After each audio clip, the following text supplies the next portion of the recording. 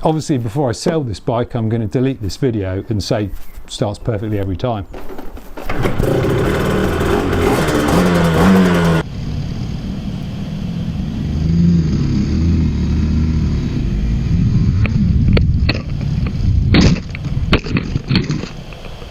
(22.5 degrees) and it should be 25, and as you can see the front wheel is rubbing on the fairing. The frame is bent.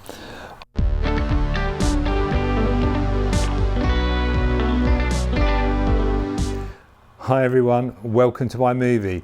Follow me on this epic journey, some may say tragic journey, of me getting back into two-strokes after some 30 years.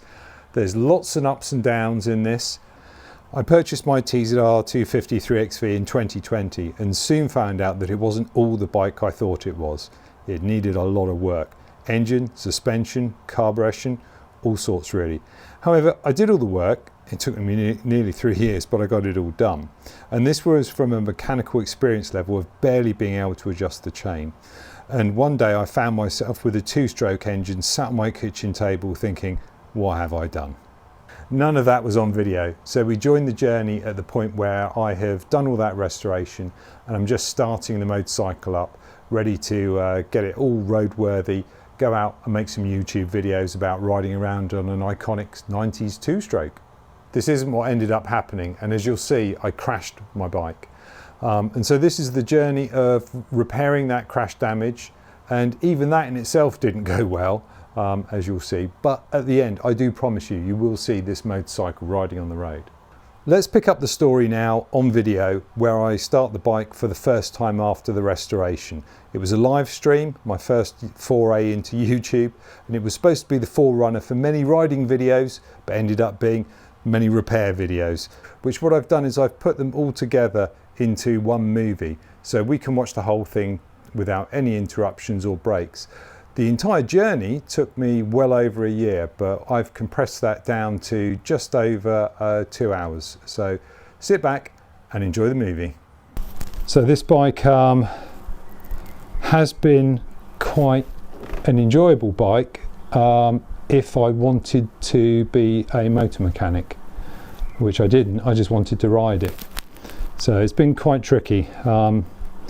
Loads of guys in the forum from all over the world, Australia, New Zealand, all over the world, have been helping me put this thing back together again, and it's a very good forum to work out what am I doing wrong, and I've probably done virtually everything wrong.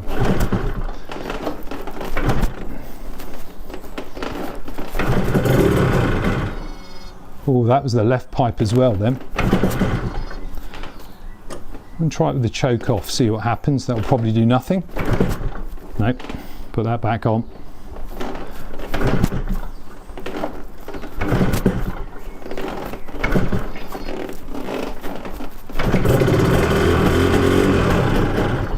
That was both pipes that time, so I'm a little bit more encouraged. Obviously before I sell this bike I'm going to delete this video and say starts perfectly every time.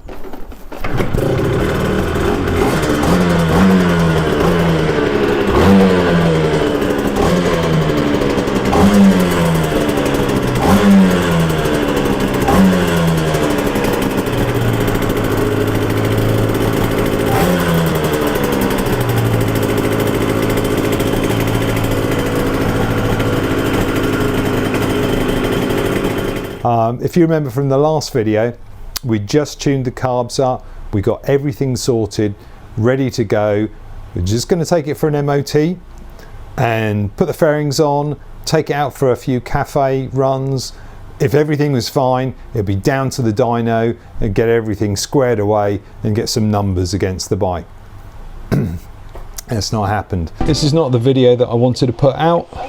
I was 3 years restoring this bike. I was just taking it to an MOT, you can see me here, which is the last step before being able to take it to the dyno, being able to use it for the summer. So a very long time working on this bike, and then this happens.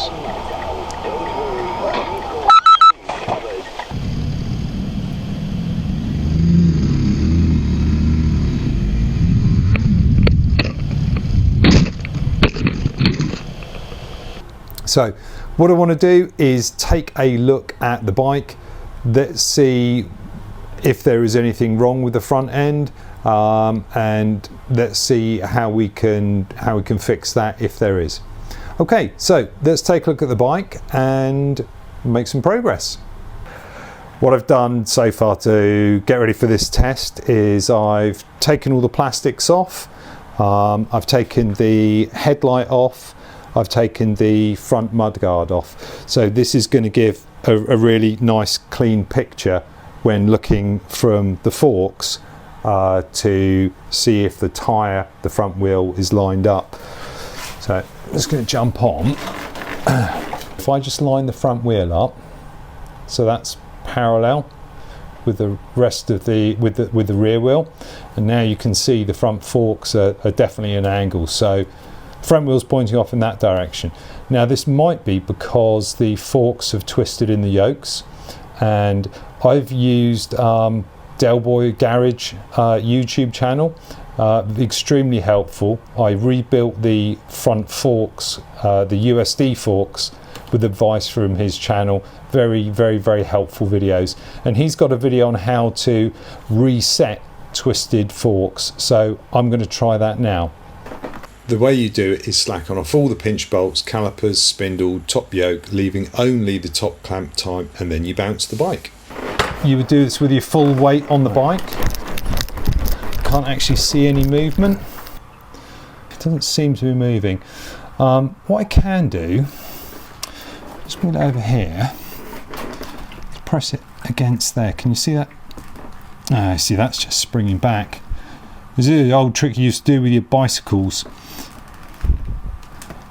But no, that's just springing back. So there's definitely something bent here. I'm going to have to take the front end off and get that sent away to be fixed. So this is probably not the right way to jack the front of a bike up, but I couldn't think of any other way. If I have to take these yokes off, then how could I get a front paddock stand under the front? I don't know how you would do this, but for now I've got 4 ratchet straps and a ladder, which is pretty stable, and I can spin the front wheel, and the back wheel's off the ground at the moment, but when I take all this weight off the front, then it's going to share the load more between this ladder and those rear straps that are holding it up. So hopefully that'll be okay, but what I want to do is show you the front wheel, and you can test how if the front wheel is bent or not.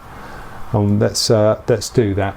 And what you need to do that is a very specialized piece of equipment. I'll find out the part number of this, but there's a Yamaha version, a Suzuki version, and this is for measuring the run out of a wheel. Now essentially what you do is you just hold that dead steady next to the wheel there. You see there's a little red indicator on the end of that, and you spin the wheel slowly. You can hear that red indicator touching, and then you just keep holding it. You can see there's a massive gap now, so this front wheel is definitely bent. And in fact I don't even need the special Yamaha tool.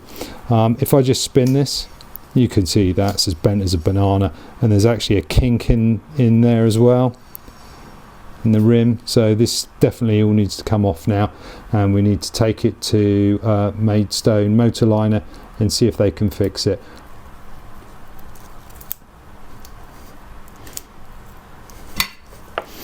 Okay, that's that off. Another space is in there.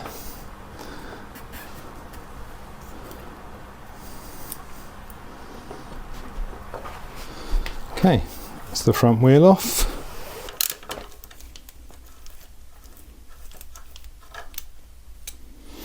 It's there free. Now I should really just put this back on.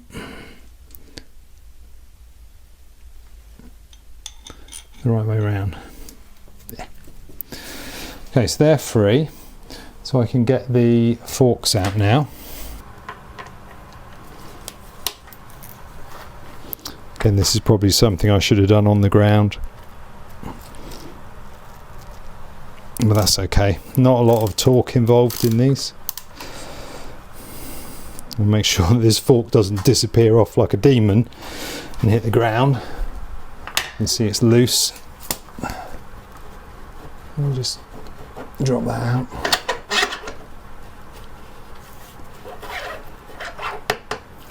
Okay.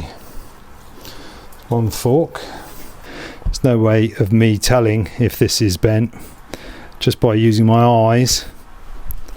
It still feels smooth, but this is a job for a professional.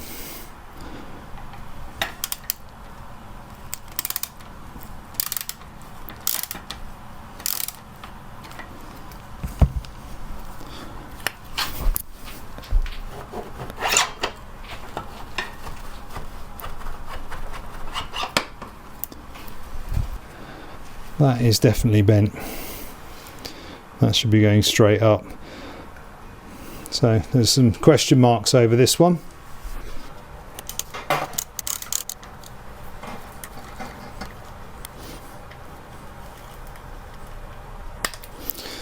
So now we should be able to take off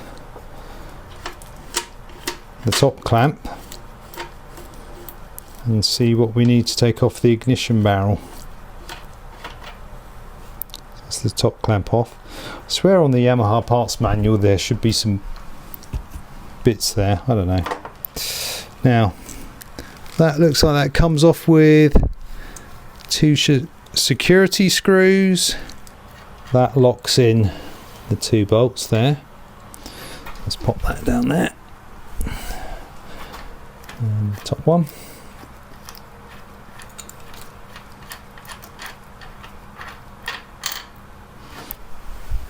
There should be a little washer in between.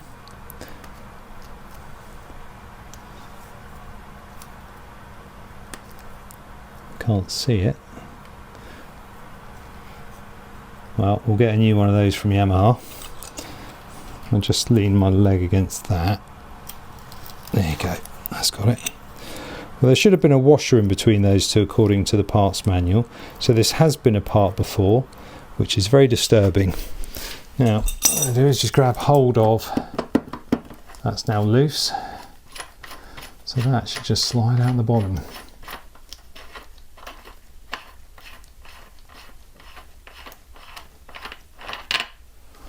And that one on.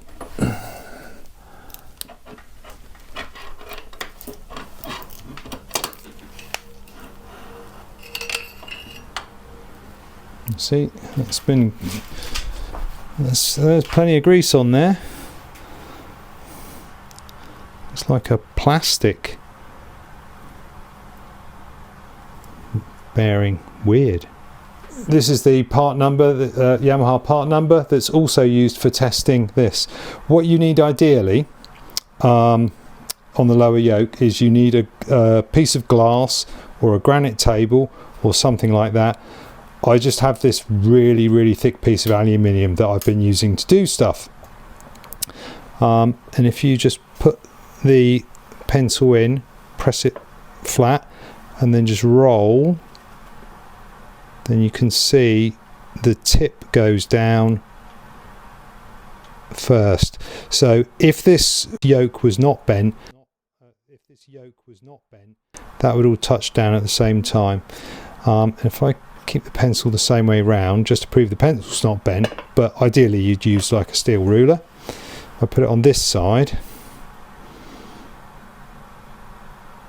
and then you can see the other way. So it's both sides are definitely twisted. So that's going to need to go to professional.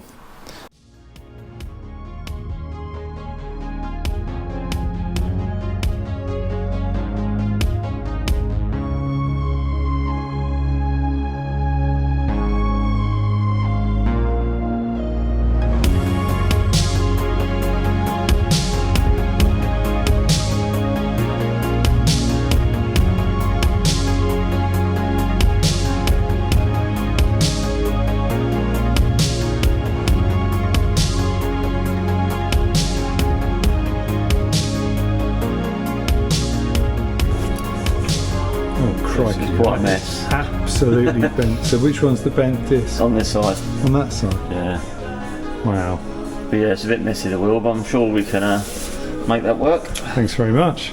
Maidstone Motorliner report. Forks bent, yokes bent, spindle bent, one disc bent, valve cap. Okay. So when I saw this last time, it was absolutely, oh my god, that's perfect.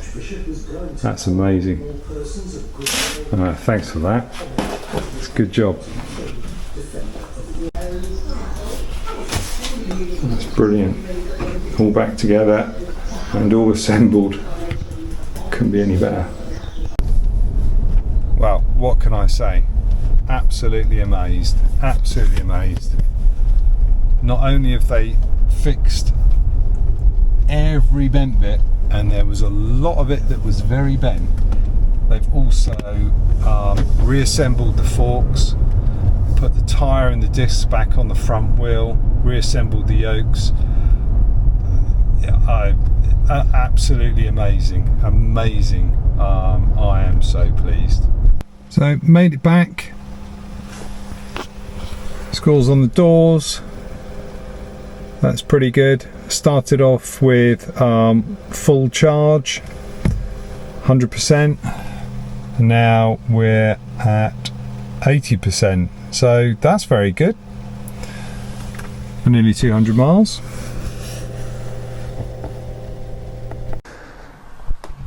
Looking at the forks, look, absolutely straight now. You can see that, lovely and straight. And they stripped the forks to straighten them and rebuilt them as well, which is good, because I'd only rebuilt them about a month ago and hadn't used them. Front wheel absolutely fine, and I've got the lightest part of that dot there is the lightest part of the tyre, and so it should always be next to the valve. So yeah, I'm really impressed with Maidstone Motorliner. So that's the front end sorted. What this is the lock stop. There, it should go there, and that stops the forks going too far one way or another, saves trapping your hand between the bar and the tank, and as you can see, that's kind of ripped off there. So I'm going to have to do some work on this with the Dremel to make it fit better, because it's been ripped, and then that needs TIG welding.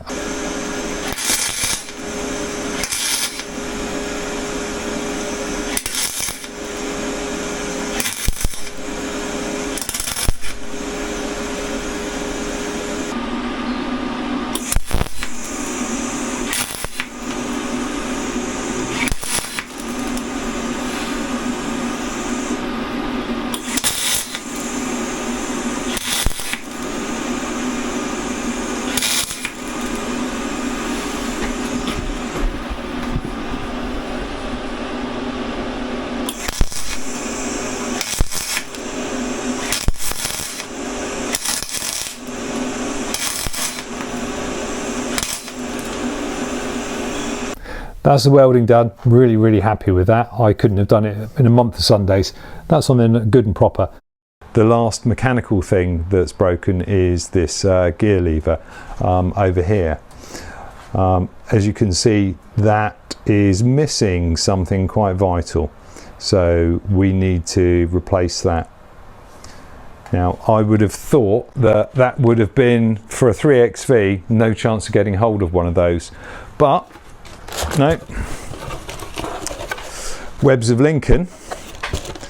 I look in this box. Brand new gear lever for a 3XV. I have to take the footrest hanger off in order to get behind to get the gear lever off, and let's do that now.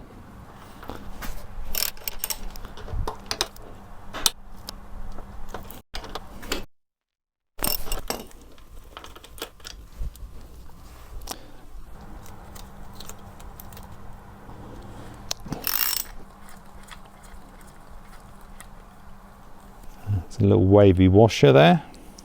Got a replacement of one of those. So I've got a new wavy washer.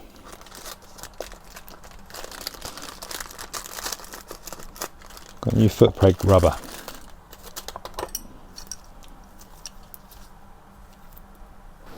A little bit of paper on there. That's on there, excellent. Wavy washer.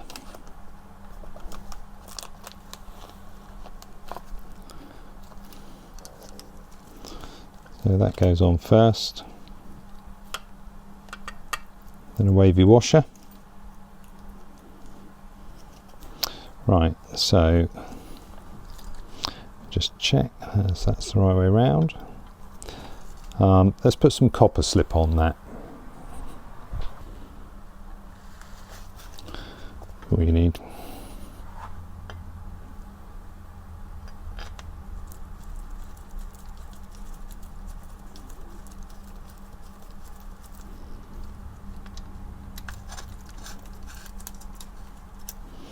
Make sure I've got this the right way around.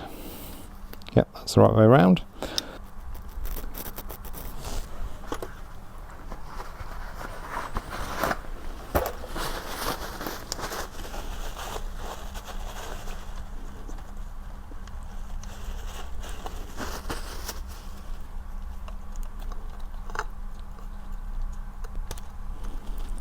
And then that will give that boot something to protect.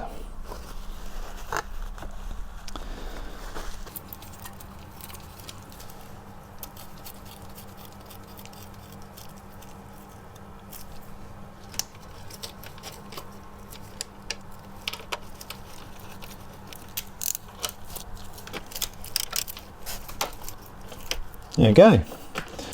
So just torque these up.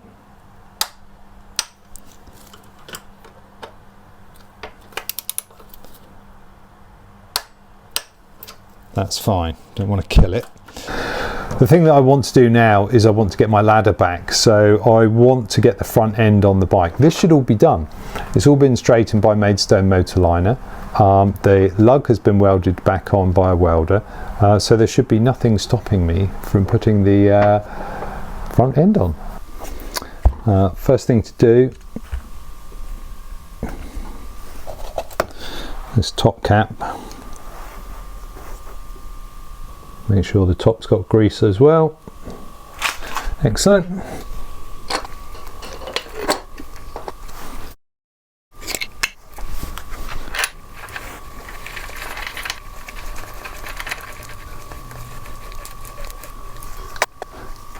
That feels nice. Right, we'll worry about setting the tension on this later. What we've got to do next is see how the throw is. The only way we're going to do that is if we get the forks on and the tank on and the clip-ons on, and we can measure the distance, but obviously we need to get the front wheel on as well. That's good.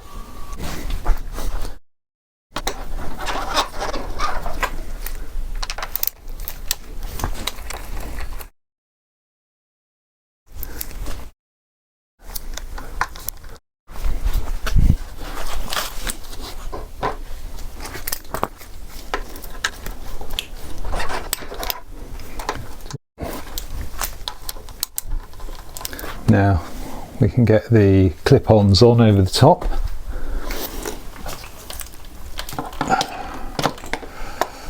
Sits up here.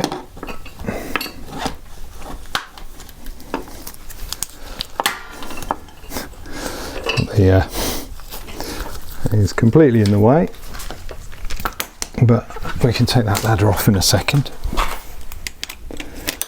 And just give this a little bit of tightness. That's still going to move, but at least it's not going to fall. That'll do it for that one. And then around the front here.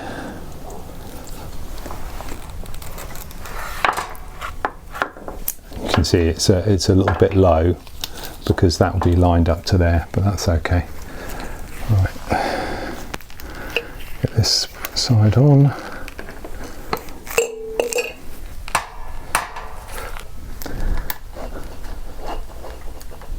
fine. Okay, this goes forwards.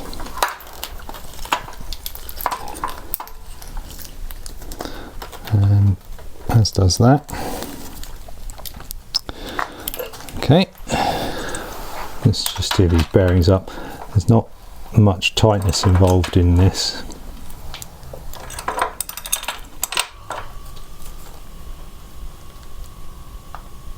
But now we've got the forks on.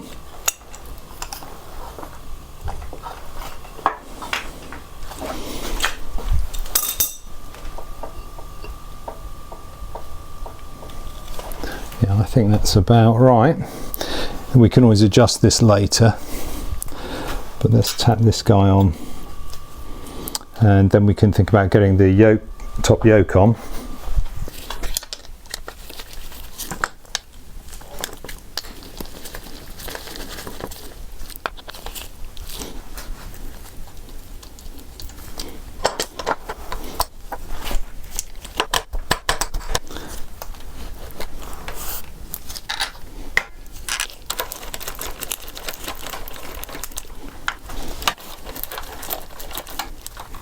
You can see not quite there with the height on that.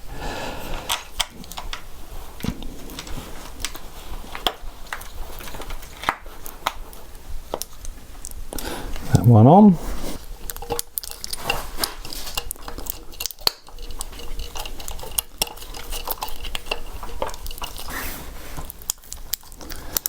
These are only held on by these at the minute.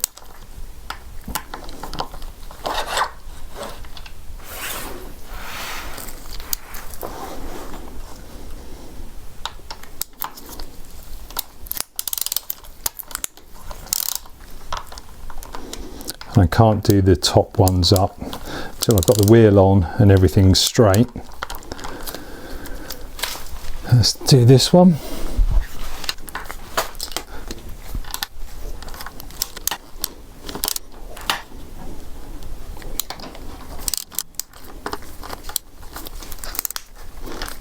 Okay, let's just pop this on. This has some insane torque value, which I'm not going to get close to. I just want to, just for alignment purposes, get everything put on. That'll do. So let's snug down on that.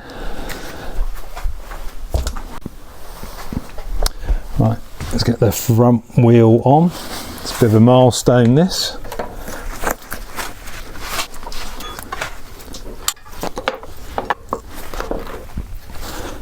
So let's put some grease on the speedo drive, this wheel spacer. We need grease on it,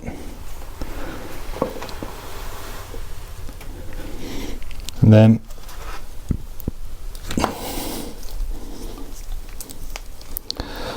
plenty of grease on the axle. I'll leave that there right now. I'll get my greasy gloves off.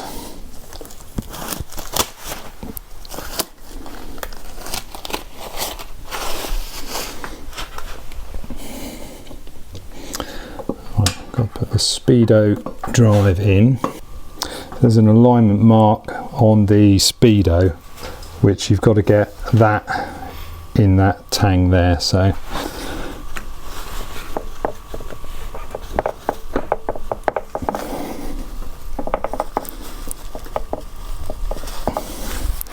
I'm going to start screwing that through.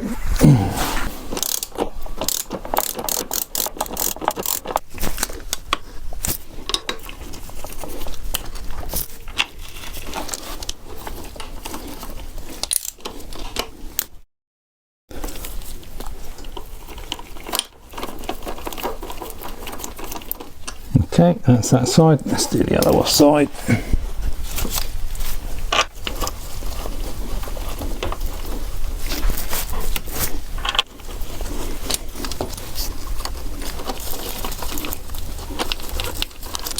Again, not going to torque these up till we're on the ground, but it means if you accidentally grab the front brake lever, it's not going to be a big disaster.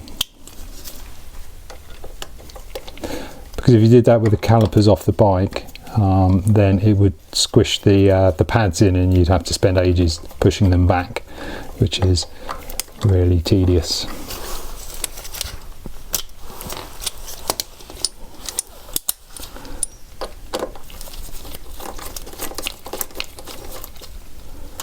Okay, that's done.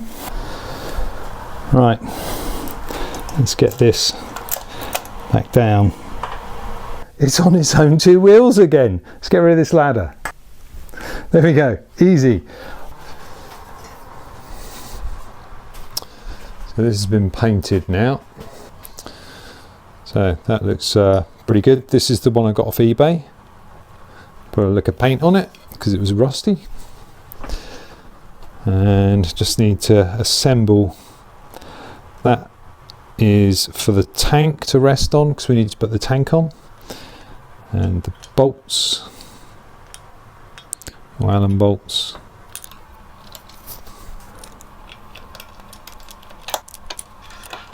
Now this is on and it's staying on. Little did I know there were much bigger issues ahead that would mean many more parts would not be put on for the last time. No reason to take this off.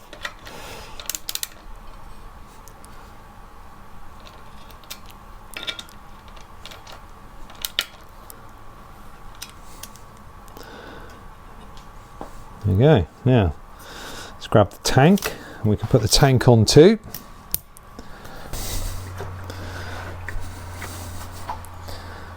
Get that located in the front there.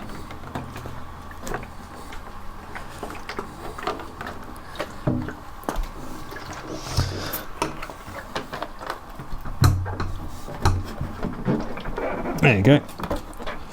So that's in there. So let's have a look and see what the lock stop actually does for stopping the lock. All the way to the right. Slightly down there. That's pretty much spot on. When there's enough room there for your hands either side, yeah, I'm happy with that. Let's leave it at that. Excellent. Let's get the fuel pipe installed.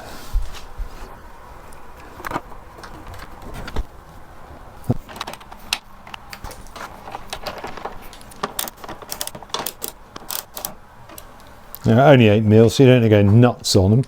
Wow, there we go, tank's back on. Let's get this roughly located.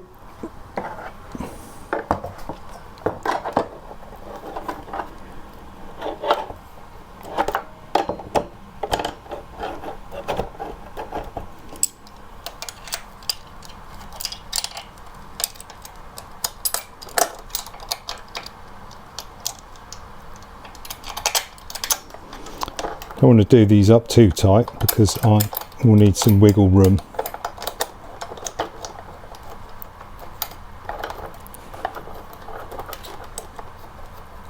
Okay, let's get the sides on. Okay, probably only going to need to put one fixing point on, and we'll get a pretty good idea of what's going on.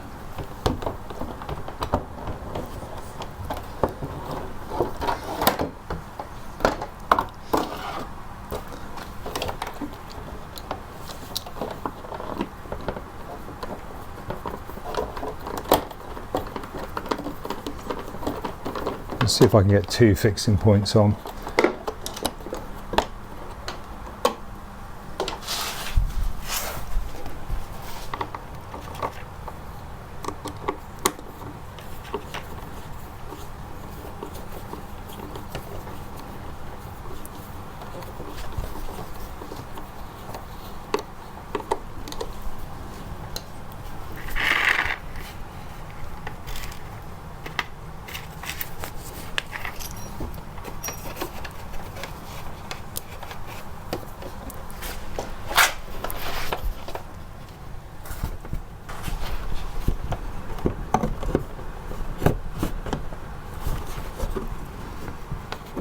So this is looking really quite bad.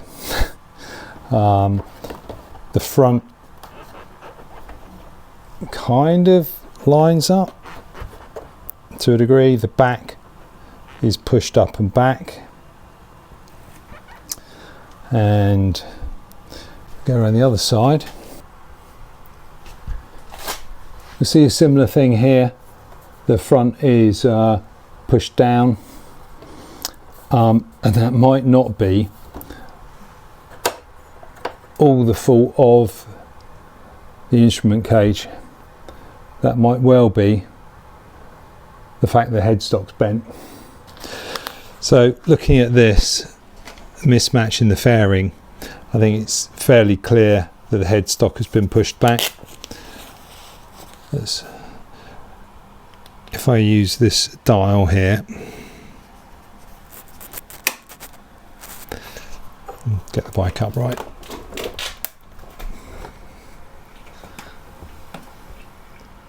Now that works out about 22.5 degrees, and it should be 25. And as you can see, the front wheel is rubbing on the fairing. The frame is bent. At this point, I nearly gave up. It was not until the following year that I got the motivation to continue with the repair of my TZR 250 3XP. My Christmas presents from my eldest son, from my youngest son. And we're going to start to use this now because I need to fix my TZR. We need to get TZR stripped so we can start getting that sent off to Meso Motorliner. So let's get this out.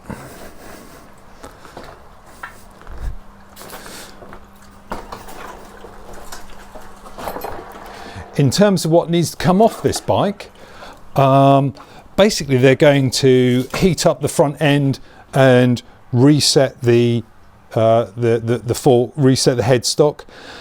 So I need to get all of the cooling off, all of the wires, all of the plastic, all the carbs, everything off. So when they put it on their jig and heat it up to super hot temperatures, it's not going to cause any damage to anything else. So it's a little bit chilly in here. I'm going to get my boiler suit on. I'll get this shroud off with the headlight, then the tank, then this stay. Then we'll look at getting the brakes off, trying to get these clip-ons removed, and then something to capture the coolant in for the radiator, get that off, air boxes off, exhaust off. Let's just see how we get on. I've taken some of these parts off before, some of these parts I haven't, so let's get on with it. Okay, so this is going to be fairly straightforward to get off because I didn't really put it on that tight. This was just test fitting.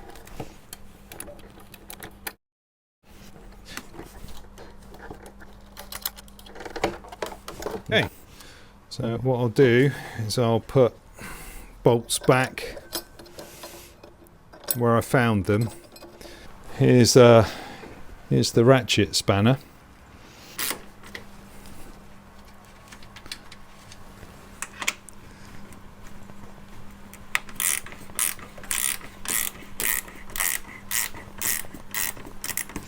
That's quite handy. Before I get this tank off completely, I need to find my special Yamaha tool. Right, the special Yamaha part I'm talking about is of course this. You can get that in any wood store basically.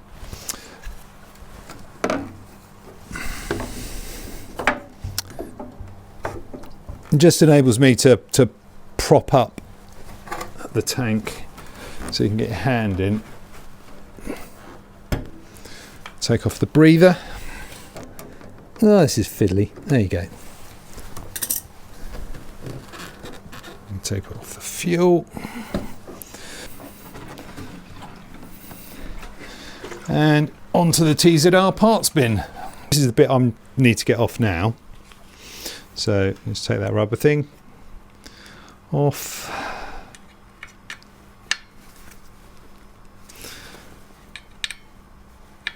So you get more leverage if you use it that way.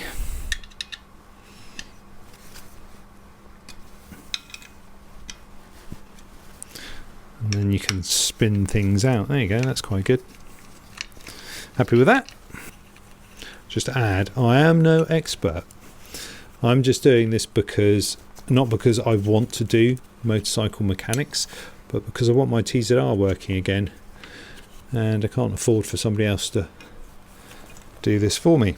Okay, excellent. On to the TZR parts bin with this. So next thing to do is get the exhausts off.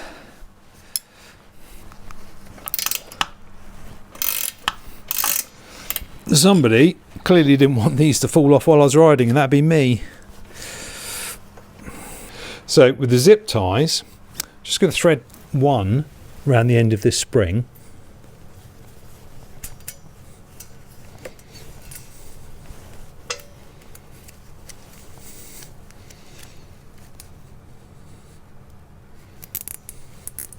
And you can use a screwdriver or whatever you want. I might as well use this, as this is a new thing I've got.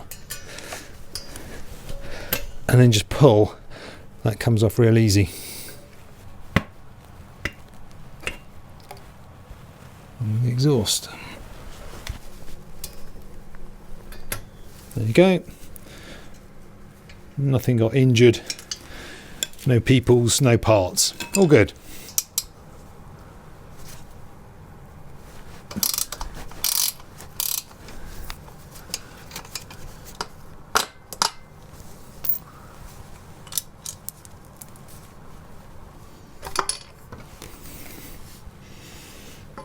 And another exhaust out. Okay, so next thing to do is get the airboxes off. Let's do that. So let's get that out of the way. Leave that in situ. Now, good test for my JIS screwdrivers, because again, these are all the ones that get gnarled up by people using Phillips. So what does this say? JIS Phillips 1. Let's try the 2. I think that's probably going to be more like it. Get this screw off here. Wow. Oh, that fits so well. That fits really well. So nothing's spinning or getting in the way. Brilliant. Right.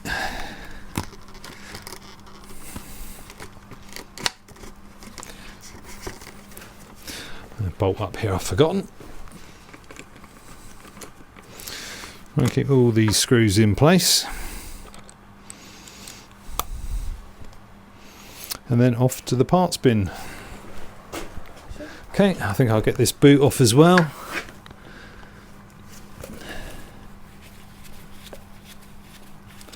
Now I have the right screwdriver for this. It just feels so much better taking this stuff off than it used to do.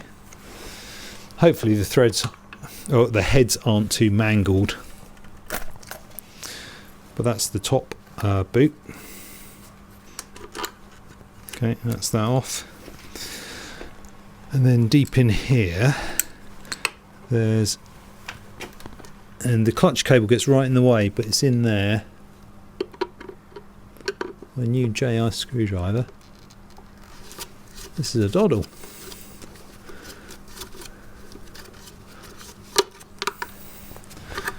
And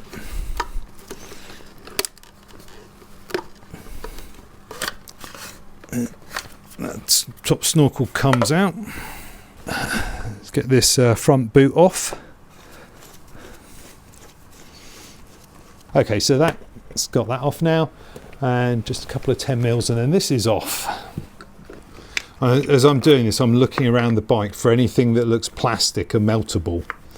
So obviously this needs to come off, the coil needs to come off, and then obviously every wire and tube needs to come off.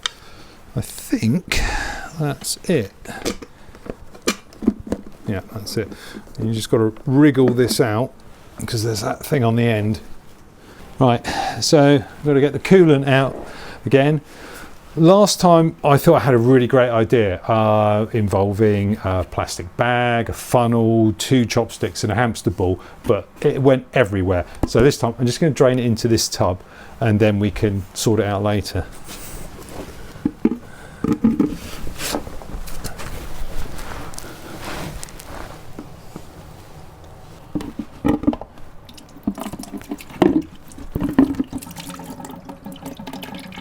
Right, so let's get this tube off.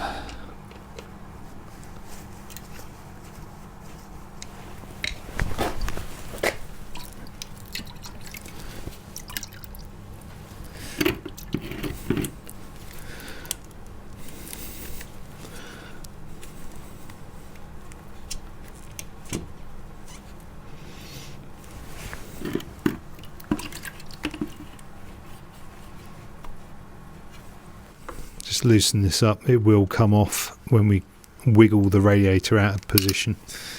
And let's get this radiator cap can come off, we don't need that anymore, and the breather.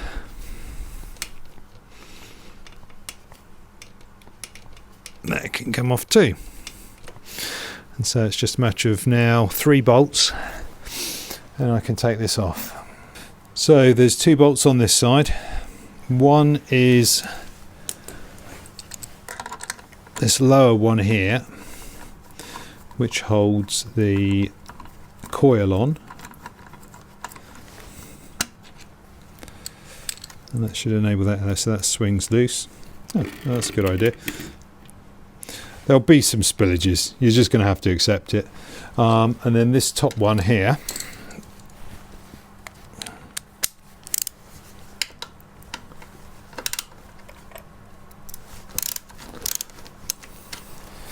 you'll notice that there's an electrical connector there. That's an earth that I've used for the Zeal, which it's not a standard connector. But I thought it was handy, so I just reused it. Even though I'm not putting the bolts in a template, I'm just putting them on the floor roughly where I got them from.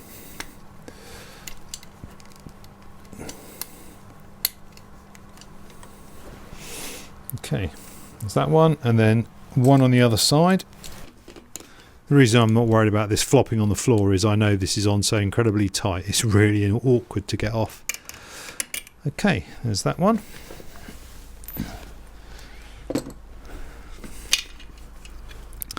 Let's take these away, because they will just rattle around and annoy us.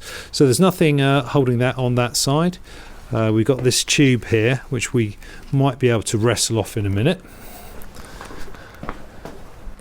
And the fun bit is getting the radiator over this stud here, but it is actually a stud. So what we're going to do is we're just going to remove the stud completely. In order to get this stud out, you just have a couple of 10mm nuts and wind them on a little bit.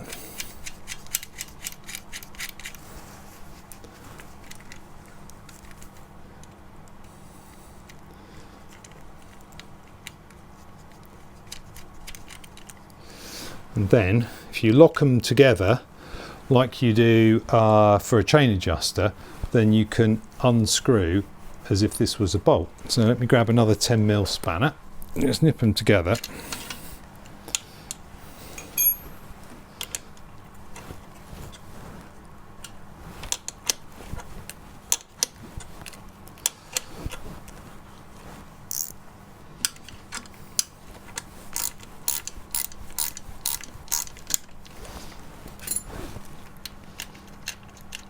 There you go, and that comes out, and that's a lot less hassle than trying to bend it and prise it. And taking the cooling system off a TZR is a real pain, but once you know that trick about the stud, it's an awful lot easier. So let's tip the rest of that in there. This went in from that end. I'll leave these bolts on because I'll use those to tie it down. Just grab all the bolts, put them where they were.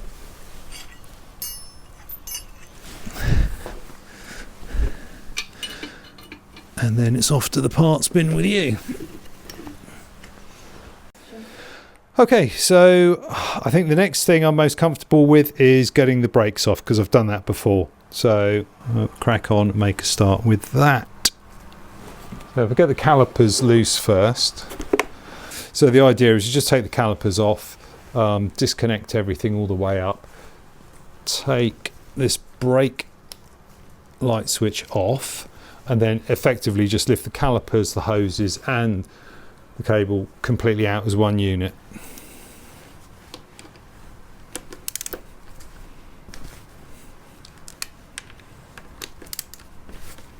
And these weren't on very tight, which makes me wonder, have I been messing with this before? Oh yes, that's right. I bent the front end and I've just put these on to test fit them. So, oh well.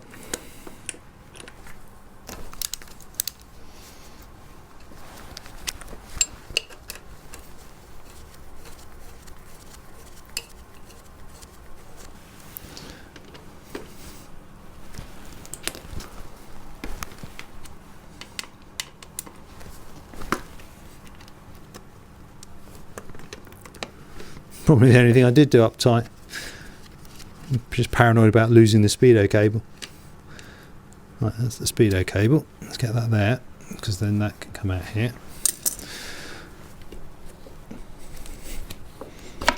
Okay, that's one off. Okay, that's the other one off. And then if we undo from the top here, doing this in half an effort to be lazy, which is bound to cause me problems later. So my idea is that I just take it off as one complete unit, and then I don't have to worry about bleeding the brakes or anything like that. We'll see what happens.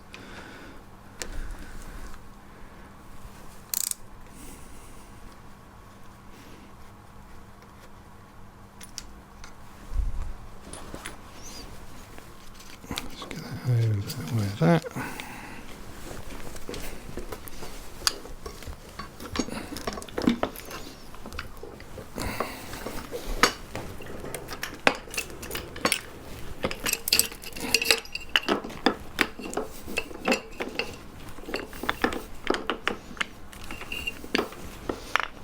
There you go.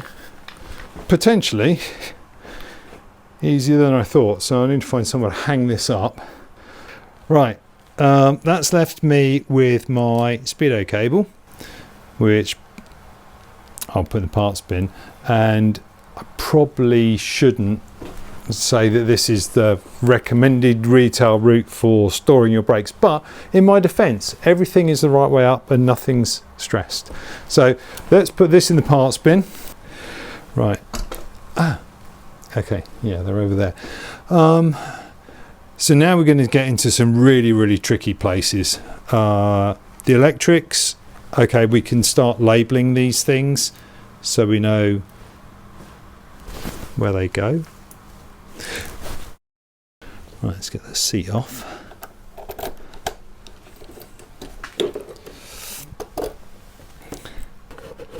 The glove box, as it's called.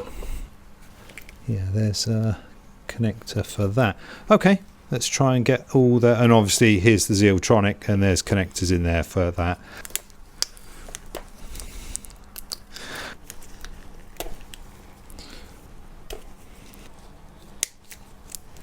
In there. Right, I've got all these different colour little cable ties. I'm going to use those to help me with the electrics. So let's make a start. I've got these two blue ones here. If these were the two that went in that connector, so I just tie a blue thing around here and then a blue thing around this connector, doesn't matter where, then when it comes to reassembling I'll go, ah, that goes in there. Right, so I've got my kneeling pad because people were mentioning about me crawling around on the floor. So next thing to do is to look at our Zeal, and this one I am not going to label, because if I needed to label this I would need shooting. Right, take that off, push it on the back of that latch. There should be nothing stopping me from removing this in its entirety. There you go. It's all cabled up. Put that in the parts bin. Back to the Japanese Phillips 2. That's out of the way. Let's get this loom off. There we go. We're getting there with the loom. Now I should be able to remove this entire rear subframe. So 4 bolts either side.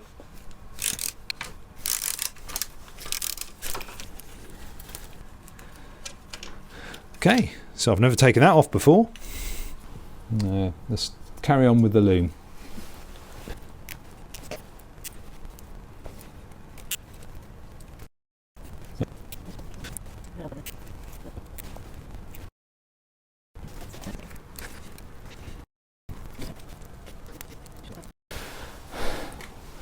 Right, that's everything cabled up. This one here doesn't seem to go anywhere. So I don't know what that is, but I'll have to redo that tape by the looks of it. And of course, the most important thing before you do anything with electrics, which I forgot to do, is unplug the battery.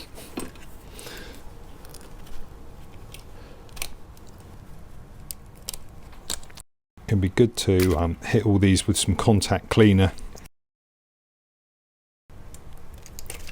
So this loom, we can start to take off some of these cable ties.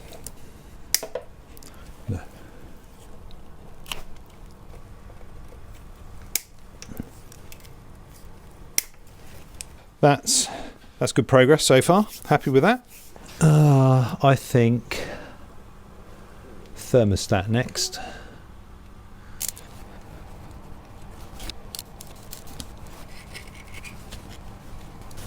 First thing to do is carefully unplug the sender. If this thing breaks, it's a real pain in the neck, so I'll try not to break this. Let's undo the thermostat housing, and then we should be able to wiggle this out.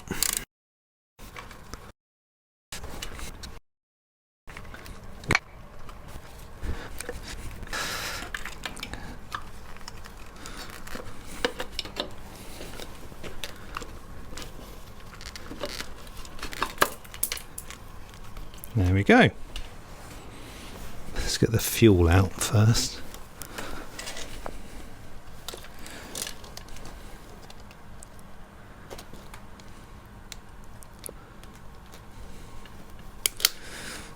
That one.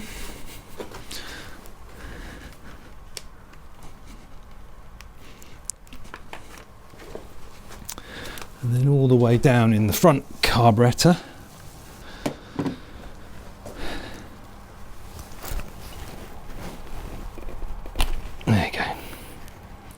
Now this has got some tricky routing, so I need to pay attention to this. It goes through this here, which is attached to the top of the cylinder, which in itself doesn't need to come off, but just need to note where this goes, because there are no easy diagrams to show this. I'll put that in the parts bin. So the boost bottle,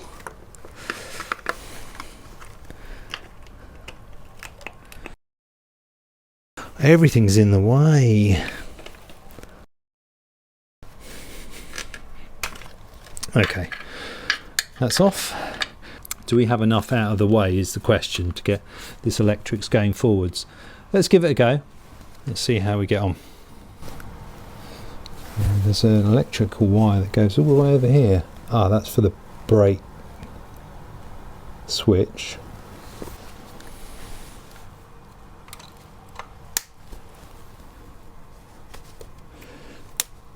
Goes into this guy down here. What I'll do is, because I'm going to take these off anyway, I think I'm just going to loosen these off to get behind it more easily.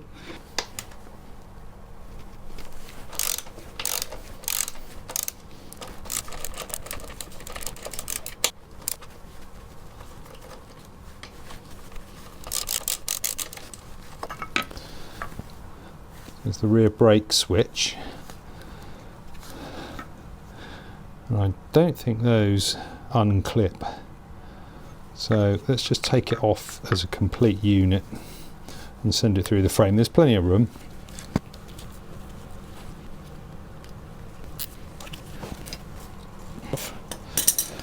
And then how does this come off?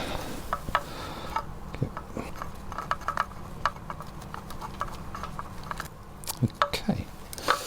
Right. That can then come loose. Use an Allen key to undo an Allen bolt.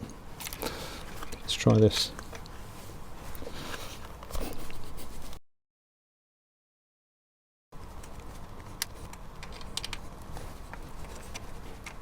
Oh, there we go.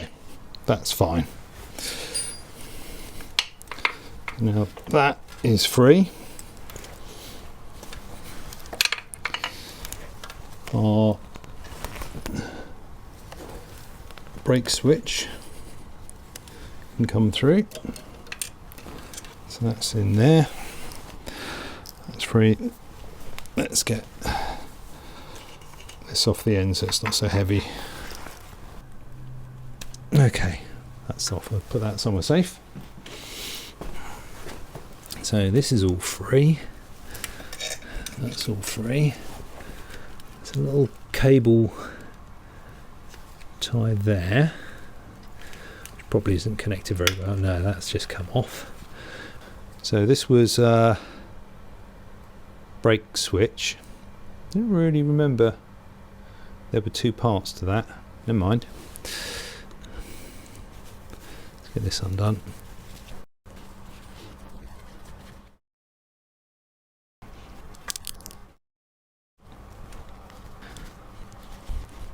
Okay, let's get this entire bracket off, I think.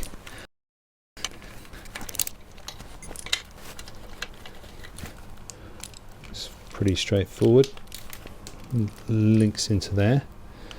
And then we can undo the electrics from here. Right, let's get those fed through. Right, now those are through. There's... what's this? Right, that's the throttle position sensor. I wonder if it just disconnects.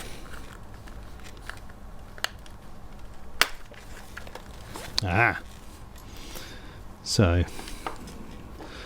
more connectors in there. Let's pay attention to these. Now, the one I'm looking for goes to the TPS, which is this one.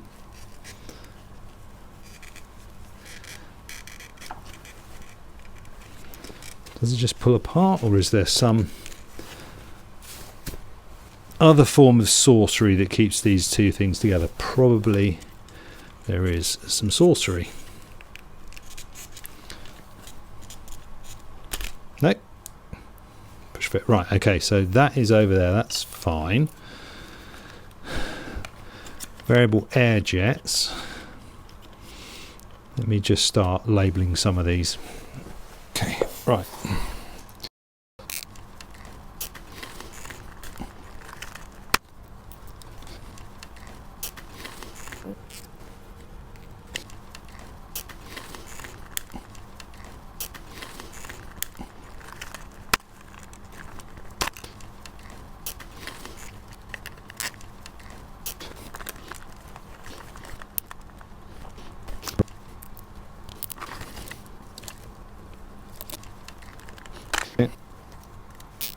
There shouldn't be any more need for this box.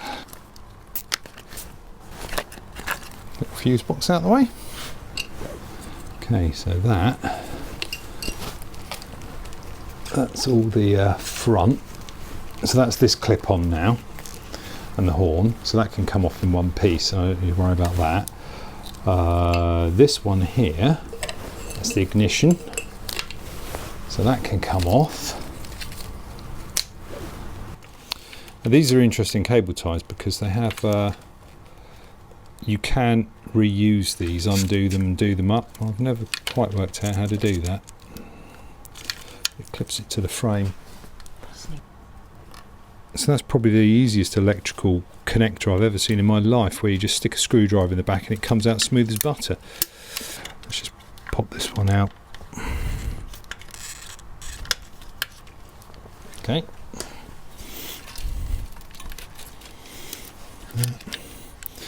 Now I think I need to disconnect the throttle cable first.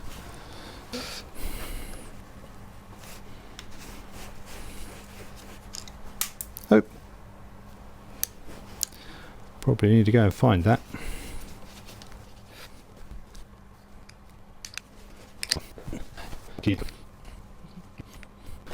And you'll notice that somebody has accidentally cabled some bespoke cable around this. Oops. I wonder if I can get that through and undo my mistakes of a previous life. What do you think? No, that's not going to fit, is it? Wah Wally. Okay. Let's just undo this. Yeah, so you can imagine this is why I am uncomfortable with electrics, because I just make such a horlicks of it. Maybe that will go through. Yeah, I think that will go through.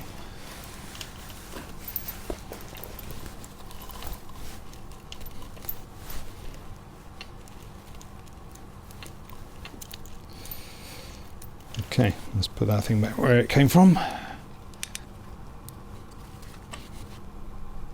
Using the correct JIS screwdrivers, you can really do things up properly. Right, let's have a look at the connections on this coil. Right, I think what I'm going to do on this one, I'm going to do it double colours to indicate that that's the coil.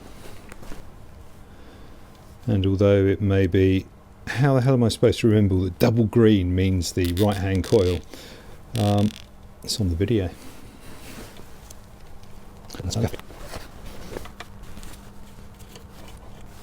Coil's going to have to come off anyway, but for now let's just do the electrics. So that's the coil that side, and I'll do double red for the other side.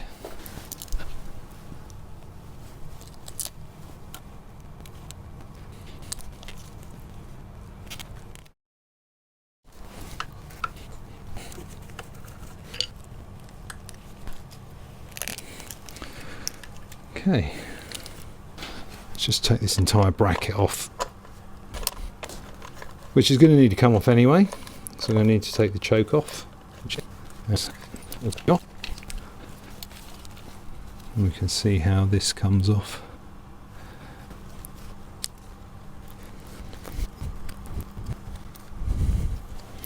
Okay, that coil and this bolt can go together. So this has detached itself. This is the neutral light. So I'll get a couple of markers on there as well. Of course, electrical, we do have a alternator to worry about. So let's get that off.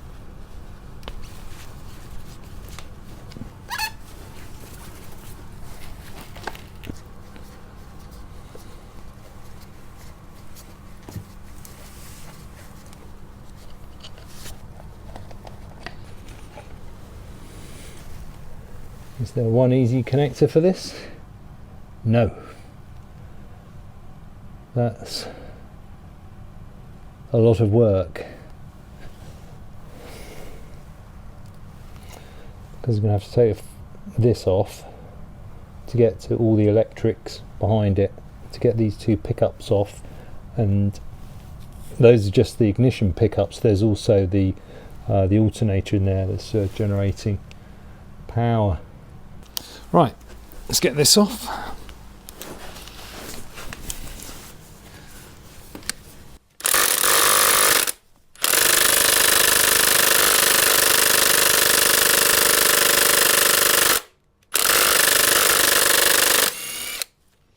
It's a little bit of persuasion, didn't it? So the next thing is to pull this off. And I've got a puller to do that. It comes in 2 parts. I haven't used this that long ago, so the threads are already greased. Screw it on. You screw it on the wrong way round, so it's anti-clockwise. I'll probably nip that up. And if I hold that,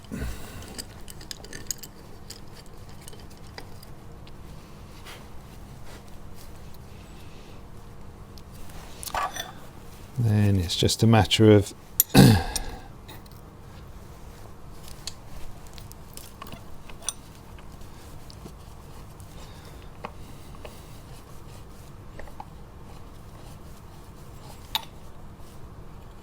pulling it off. Nice and simple. Right, I need to get all of this off because this area is going to be heated.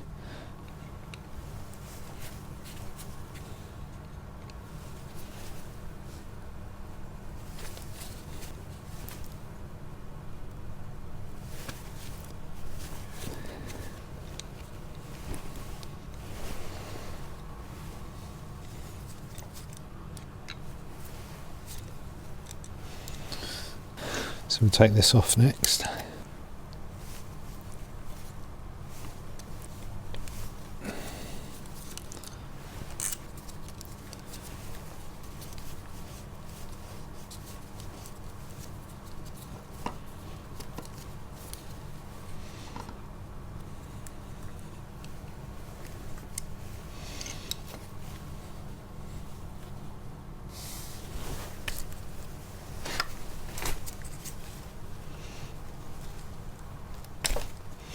Okay, that's that off.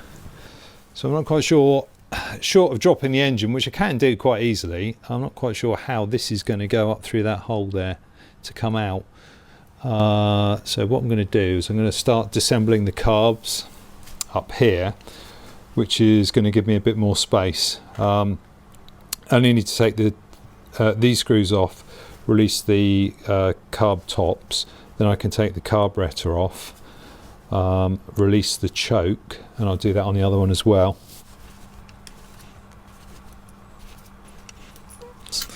This tube on the back here goes to the air jet, the variable air jets rather. So let's take that off. The variable air jets are there, and this supplies, it's got 2 separate solenoids in it for different fueling scenarios.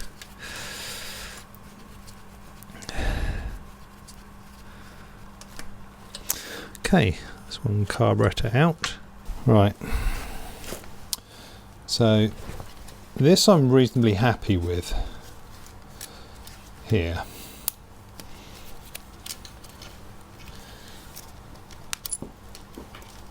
Reasonably happy to get all this out here.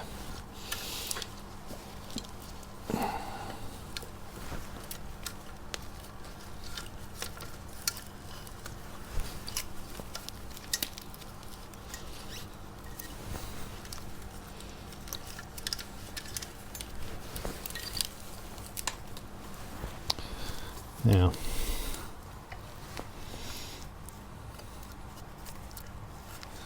this can come out here as well. Let's put this back on that fell off. Now, can I get this through? Oh dear.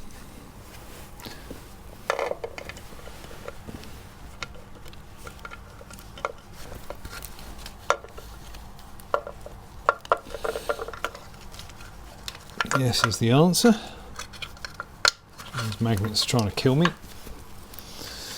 Okay, there's that. And then from the back, this should come out.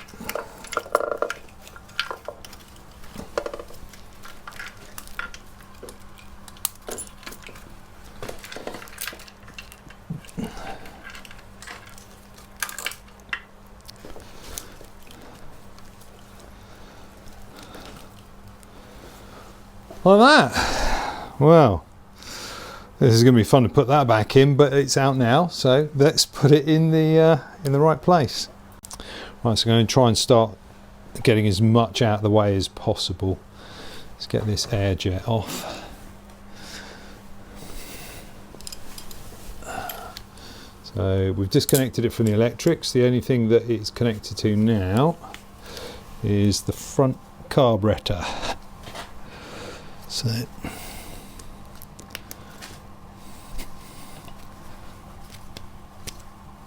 that's come off, and that's the front air jets. Front and rear air jets are different, but we're not going to get mixed up because this one's got a huge piece of bracketry attached to it, and this one's got the oil tank.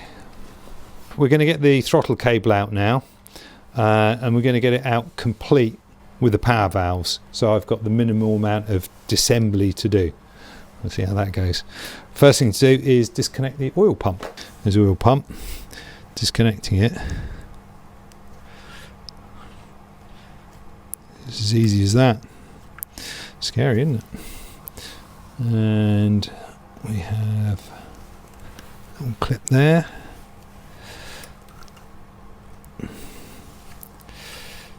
Take that off. Get that out of here. Put that little clip back on.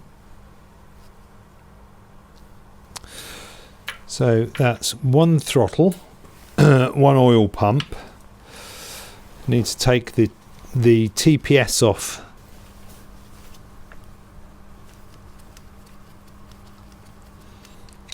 Might be easier just to take the carb off actually. We can take these screws off.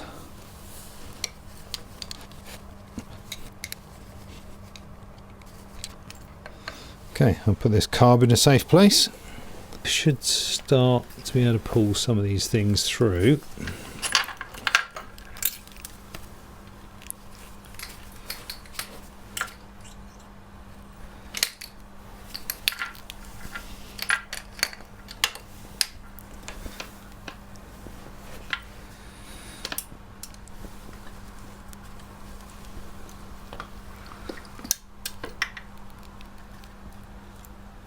Okay, there's the TPS and its electrical connector.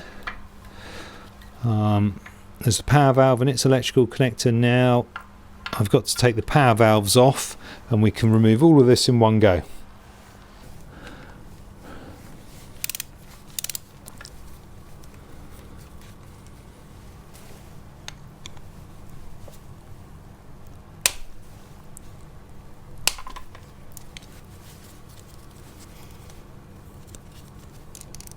We're leaving the power valve in. There we go. Right, now we should be able to get the entire power valve assembly and throttle assembly all out in one go. Throttle cable out. And put that down carefully. So really big thing that we need to get rid of is the oil tank. I'm not sure how we're going to do that. Let's get this loose again.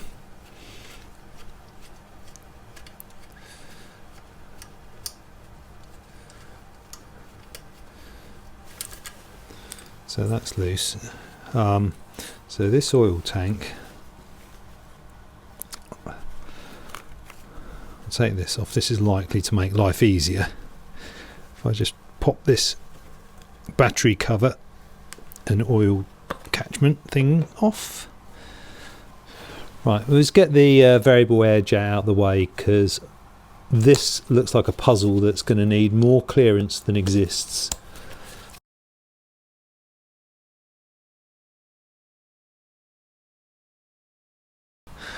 Let's wriggle that forward. We've got the electrics free.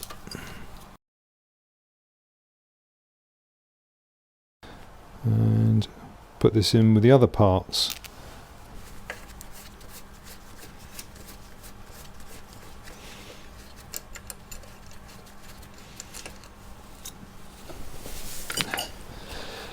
how does this come out is the next question.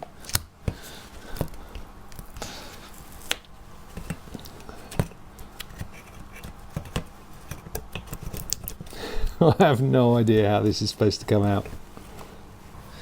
Let's get this off. This oil's going to start spewing everywhere when this comes off.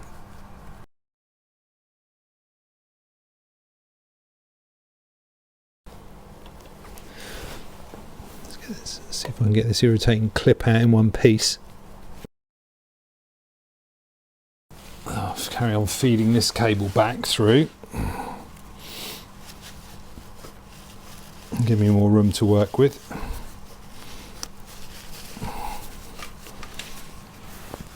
That's up there. Get up there out of the way. And now, apparently we just jiggle it out of the way somehow. There we go. Yes. Right.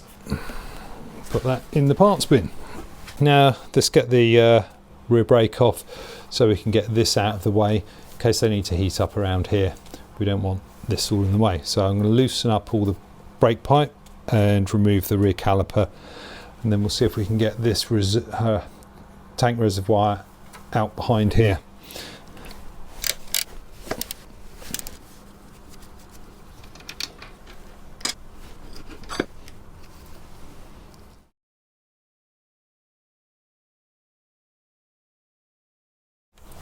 Well,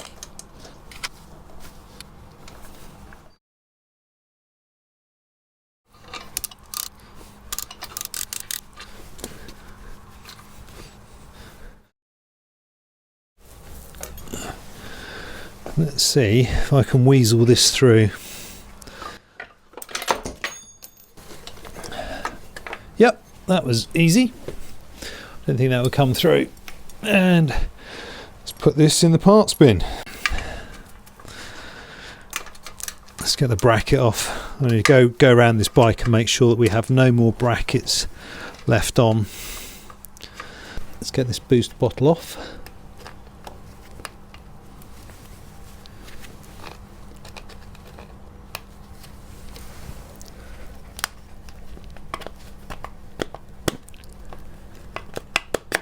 Okay, that's off. And then let's get this cover off.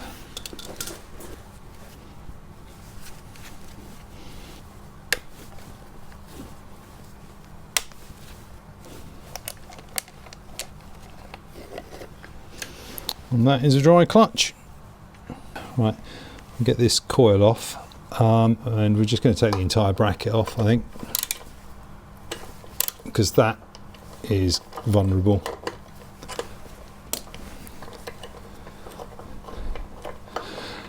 And that's 2 less bolts for me to undo as well, so I'm happy with that. And that goes round the clutch cable. So let's get the clutch cable off. That's really irritating because the threads didn't line up. That's out. Let's get this coil off.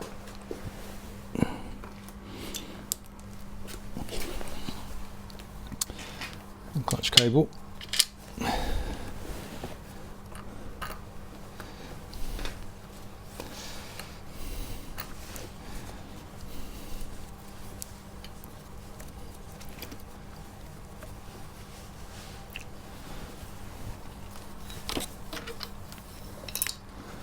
And that comes off, and the screw that goes with it. Let's get this water tank off here. There's a bracket under here holding everything together, so if I just take the whole bracket off, because then it's not going to get damaged.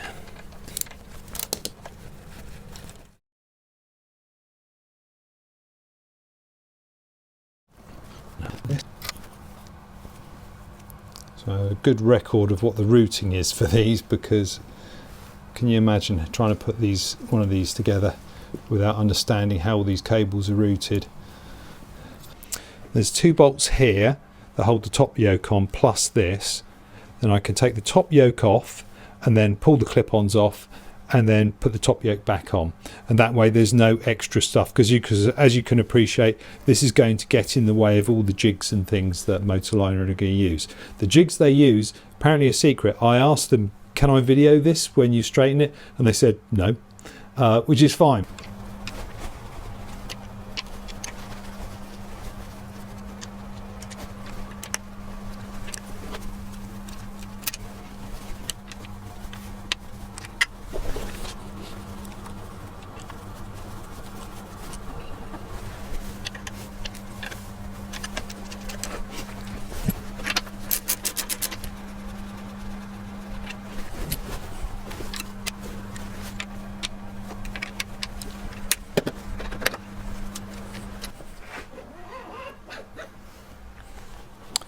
There's one done.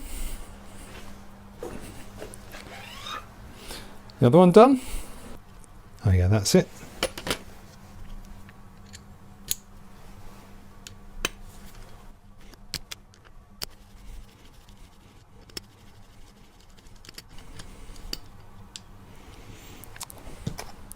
Ignition barrel off.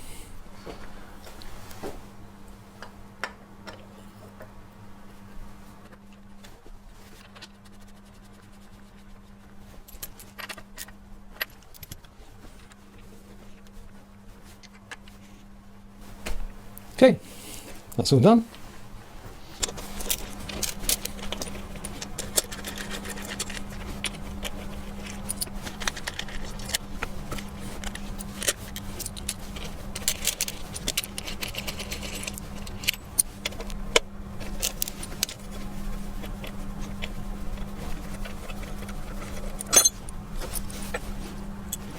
Okay, now we get the chain guard out. This was very easy to put on when I put it on because I had the swing arm out, but apparently you can just lever it off and it will come out. Well, we'll give that a go, but let's put these parts back in the parts bin. So come in here.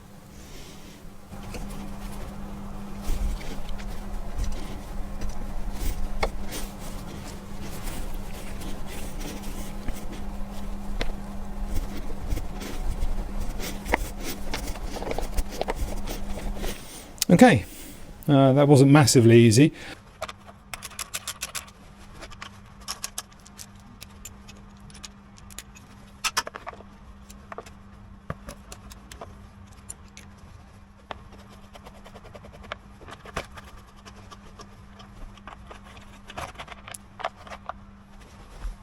Okay, that's everything I need to do.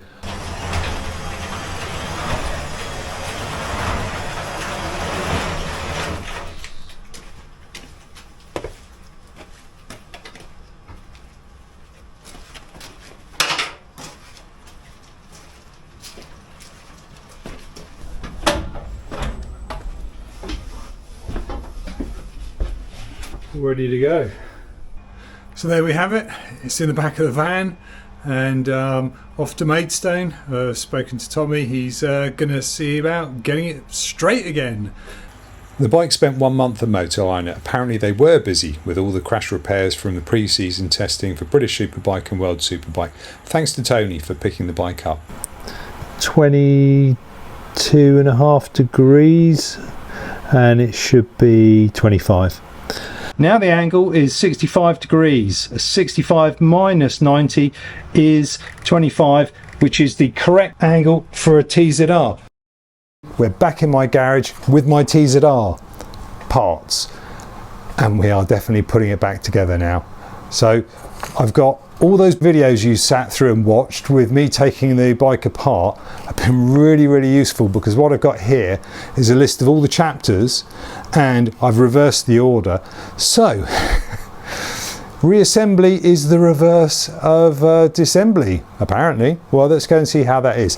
I've also got a few things because we need to get some of the torque values right. So let's put this bike back together, and this time I mean it.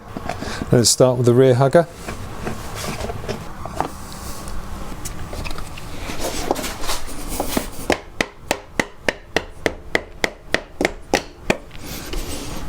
Perfect.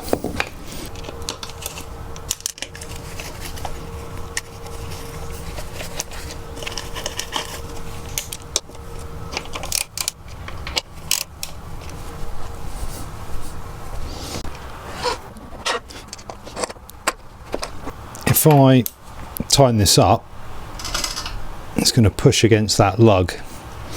So what I need is a piece of wood there, and that can hold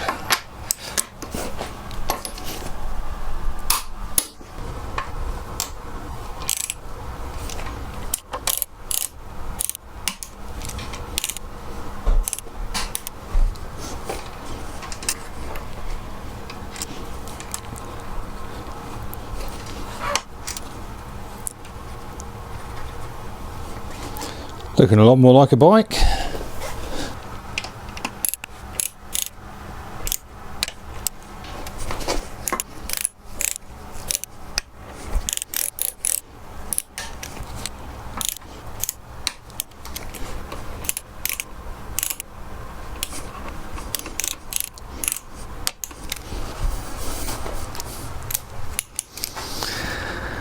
It's getting there.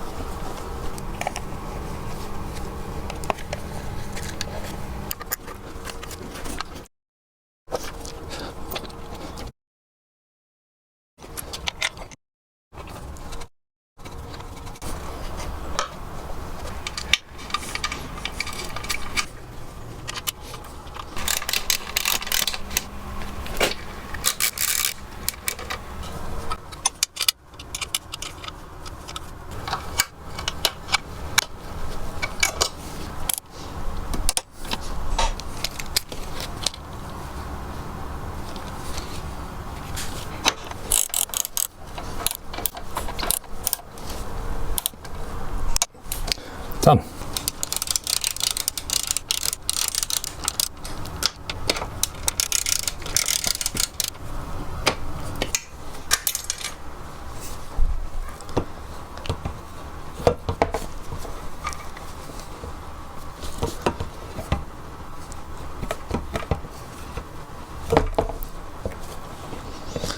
I'll have to go back to my video and have a look at that. Right, apparently that's how you do it. Let's have another go.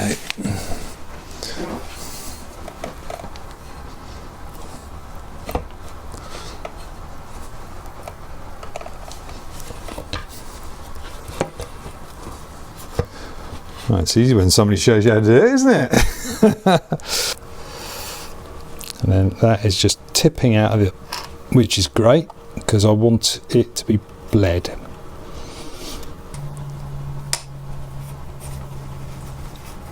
So I'm going to install the two-stroke oil pipes now, and there's no oil in them, and if I install them then it would cause a problem when I start running the bike. So these need to be filled with oil, primed basically, and it's going to be really messy.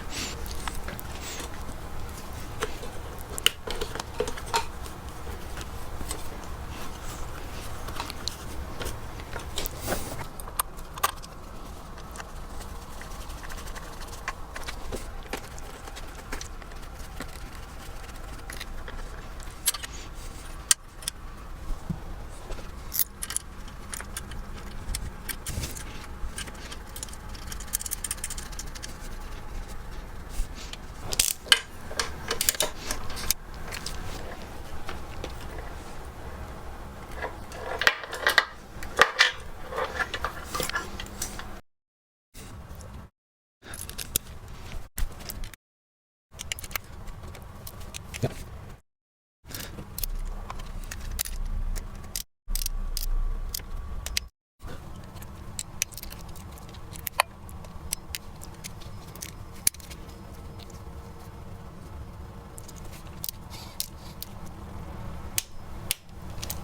Done.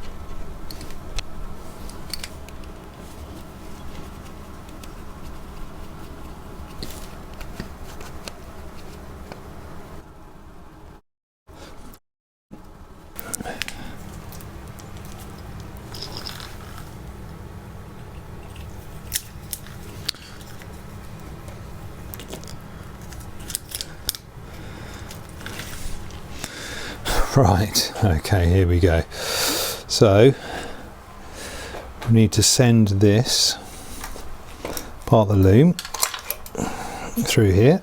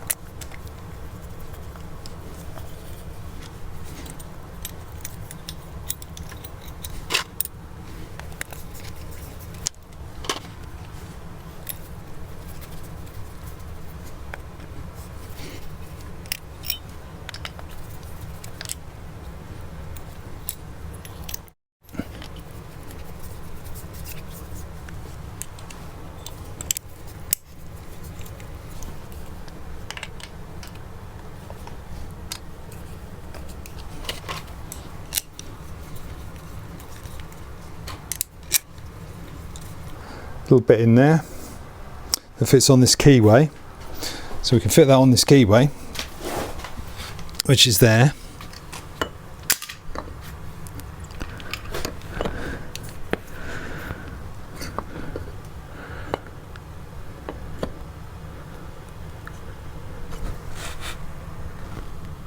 And I'll put that in upside down.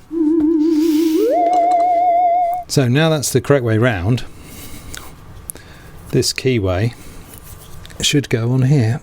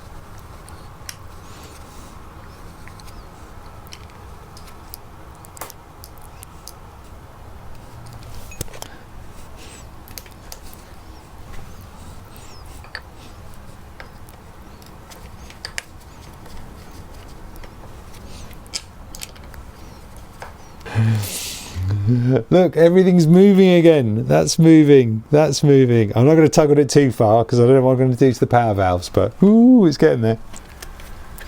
Get these out of the way. That should be behind this tie here. So that's a good indicator of where things should go.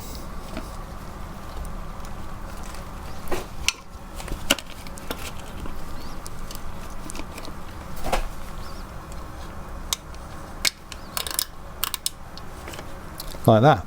So we can start now trying to get these connected.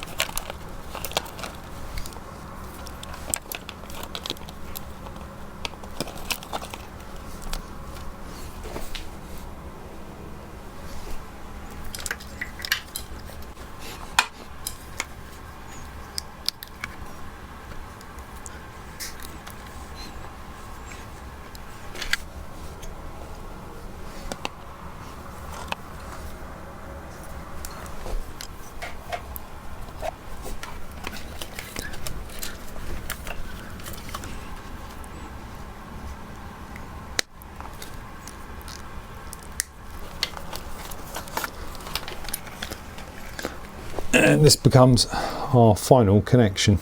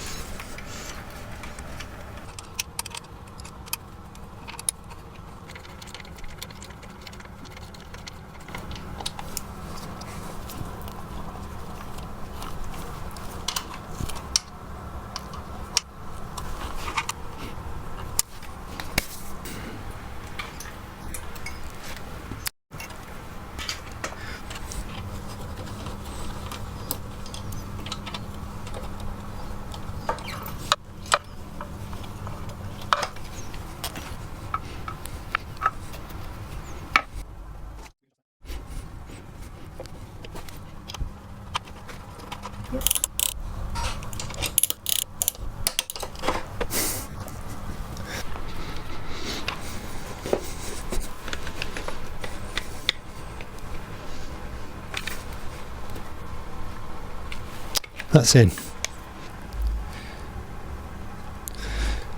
Go through there, down to the front.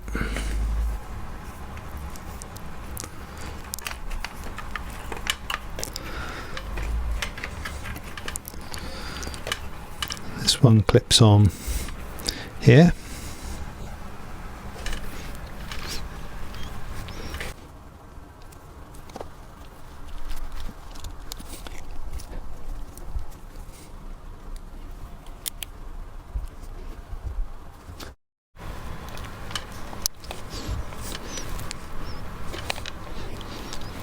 That's on.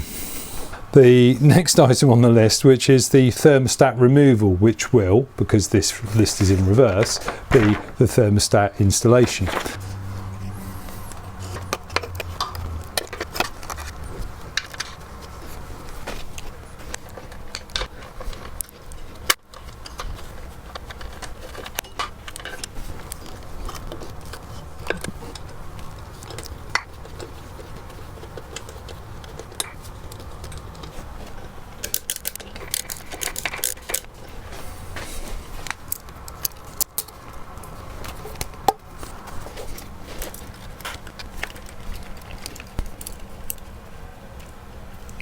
Bloody huge.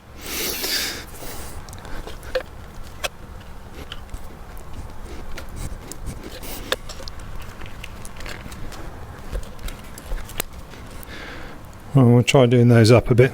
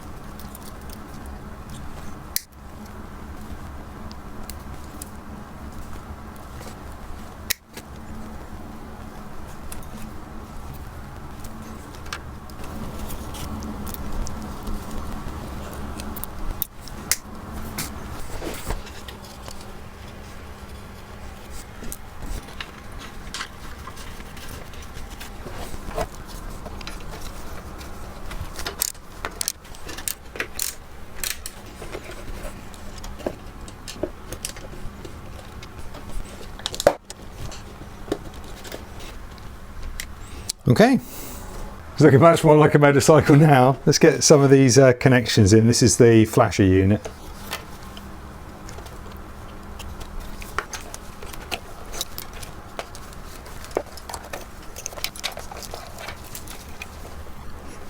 Luckily these are all coded, so I can plug them into the right places.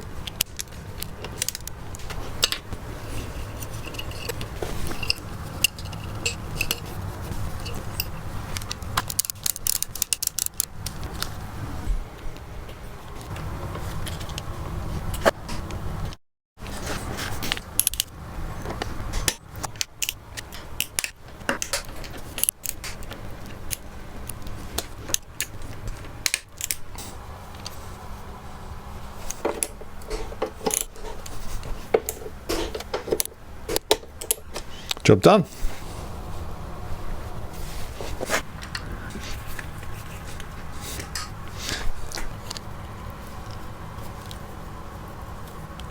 Okay. Here are clocks. These two wires here are my shift light for the Zeal, so we'll plug those in separately. Everything else I think we should find a home for.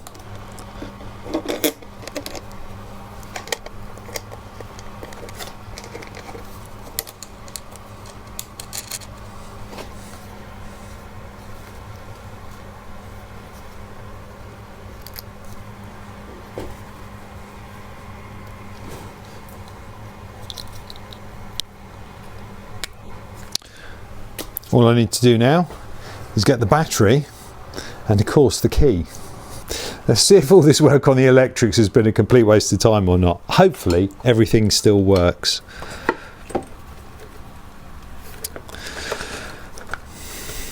Battery on. The keys. Okay. We ready?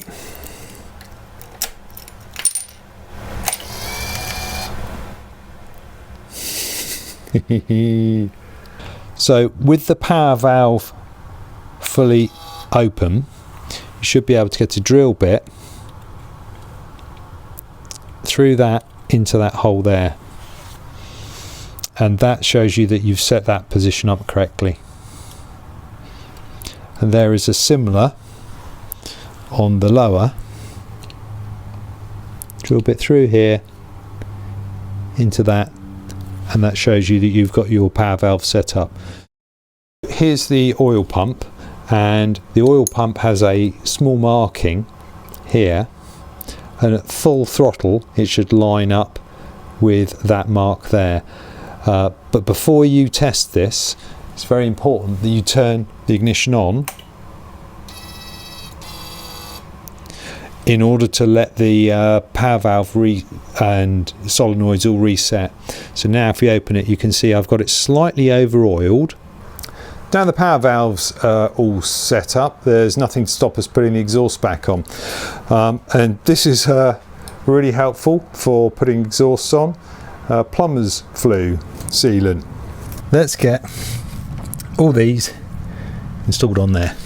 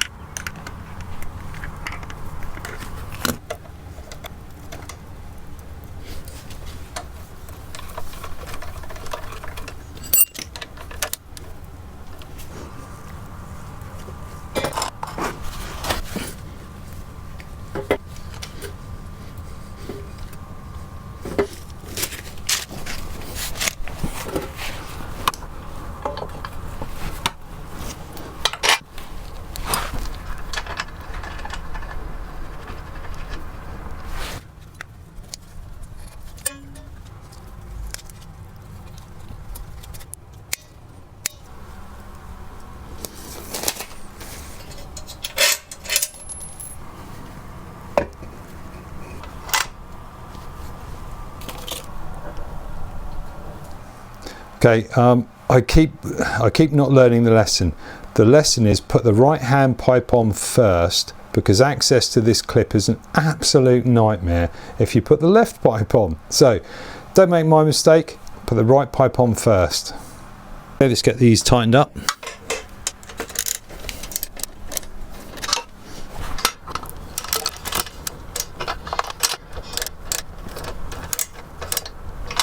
Okay. So this piece is just not going to fit. So we use the original piece.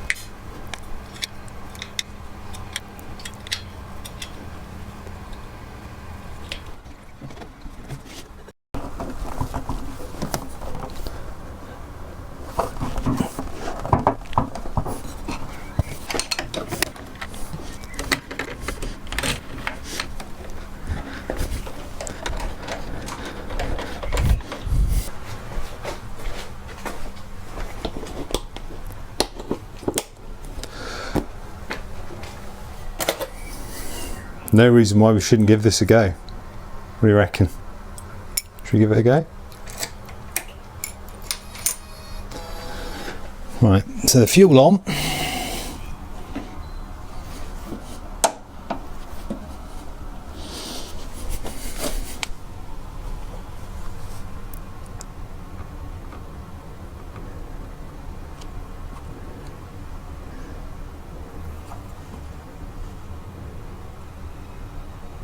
Fuel is flowing.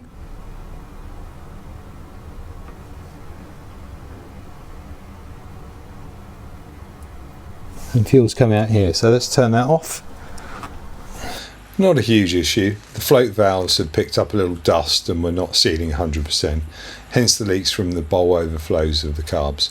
Turning the fuel on and off and giving the bowls a little tap or two with a screwdriver fixed the issue.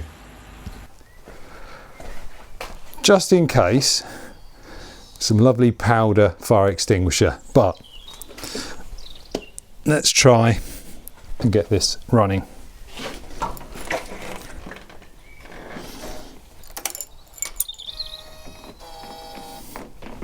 Let's check it is in neutral.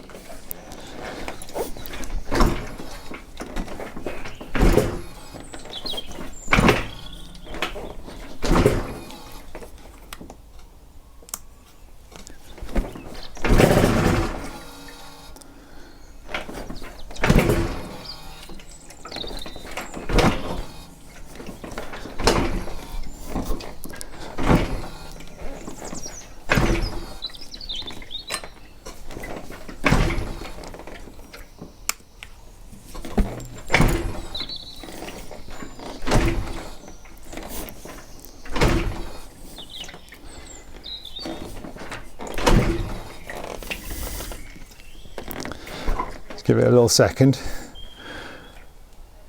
I heard some noise.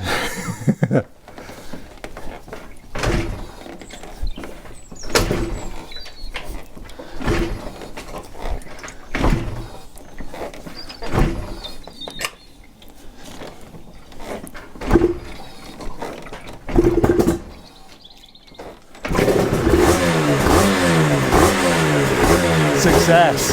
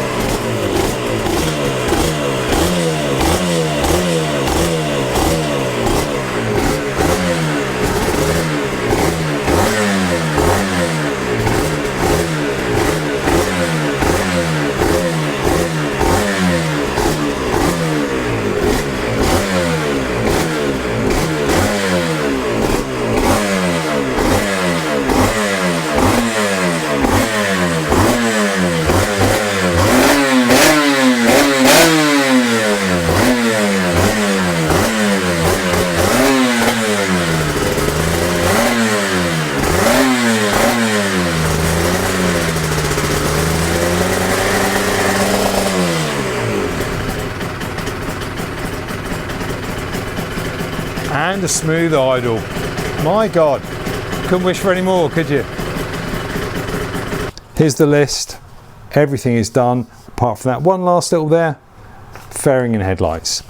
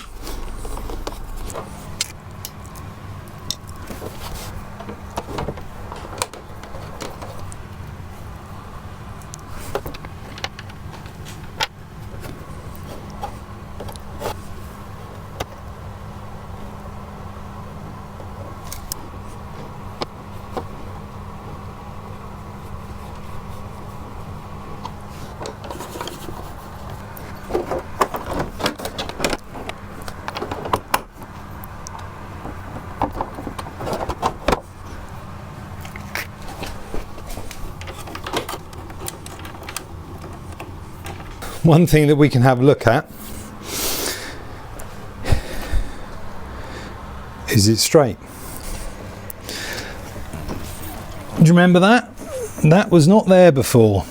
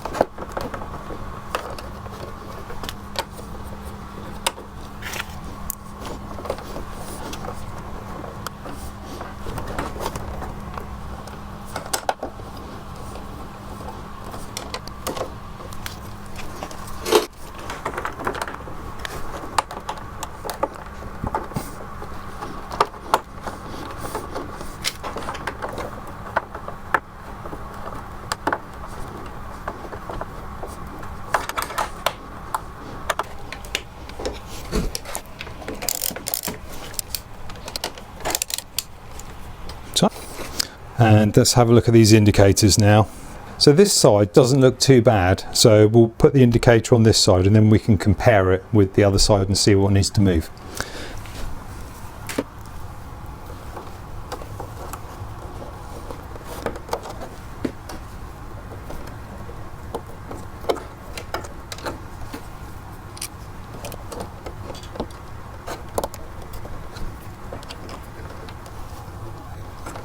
I'm happy with that. I think that's fine. So we'll use that, that's our benchmark, and then we'll see how the other side looks.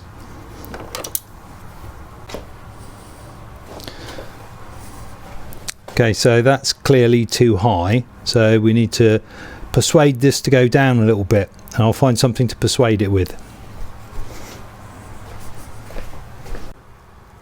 Don't film this. Turn that off.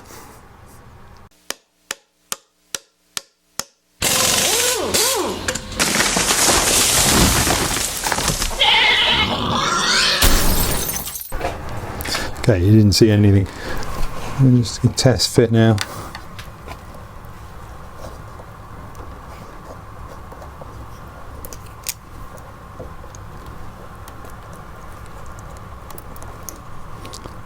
Well, I reckon that's close enough. I'll take that. I'll take that every day of the week. We need to get this has been repaired and we need to sort that out properly, but that'll do. Get these screwed on, then we can get the screen on.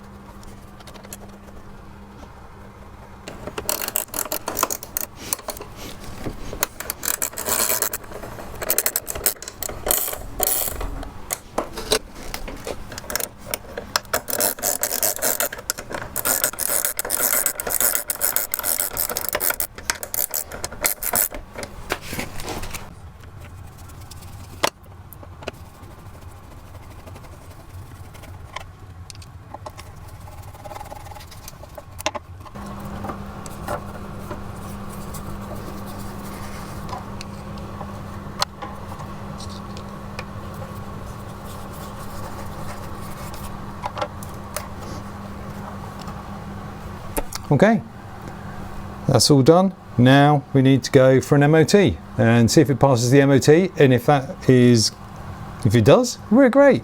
We fixed it.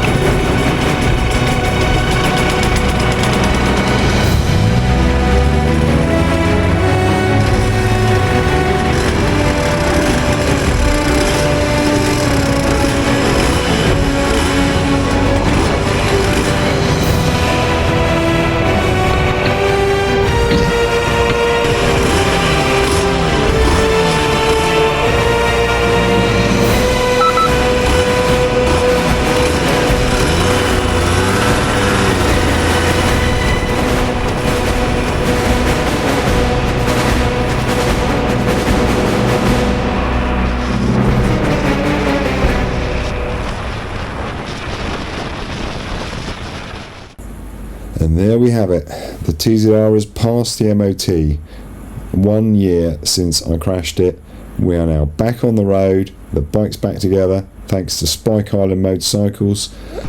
Don't know if you remember Thunderbirds. You remember the quandary you have. Which one do you choose?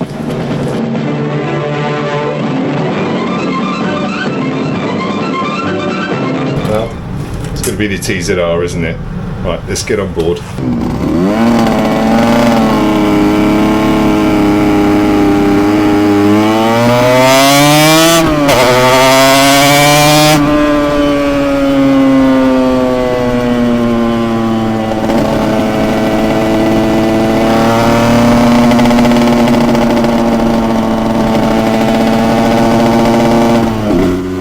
I'll try and break down now what the costs are of owning this two-stroke motorcycle. Initially, when I got it, there was a problem with it overheating, so there was some bits and pieces that I needed to do there. It meant removing the gearbox, so that was a very difficult job for me to do. And that was my focus in early 2020.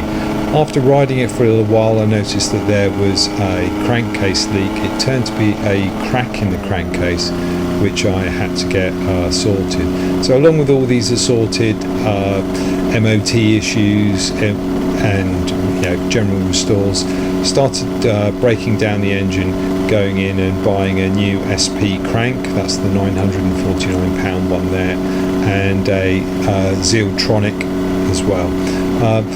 So I was going to take the opportunity, I had the engine apart, to de-restrict the entire bike, so I sent everything off to Martin 77, and he was able to do the porting on the bike so that we could get it unrestricted, so head skim £40, £150 on porting.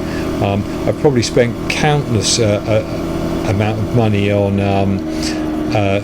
things that I don't need on this list. One of the things that I did do was I joined the TZR forum new Wozner piston group buy, so you'll see that in there, and there's a few other things that I bought around the rear shock, and that was a problem, and so that needed to be repaired, second hand of course.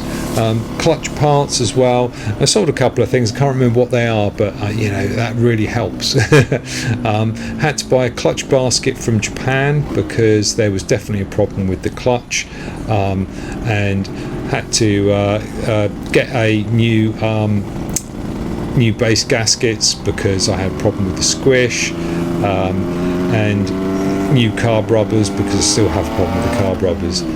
But yeah, I mean that lot came to over £6,000, and that's the price of keeping this bike on the road from the state I got it.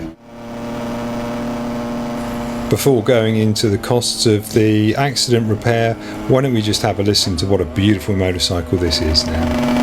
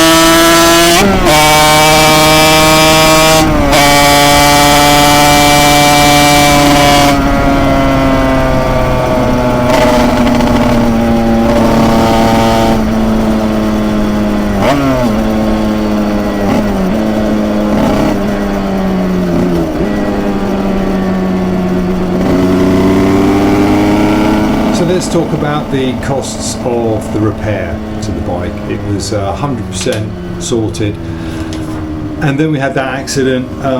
So here we go. I needed to buy, obviously the obvious thing was the front end was the cosmetics, so top fairing stay.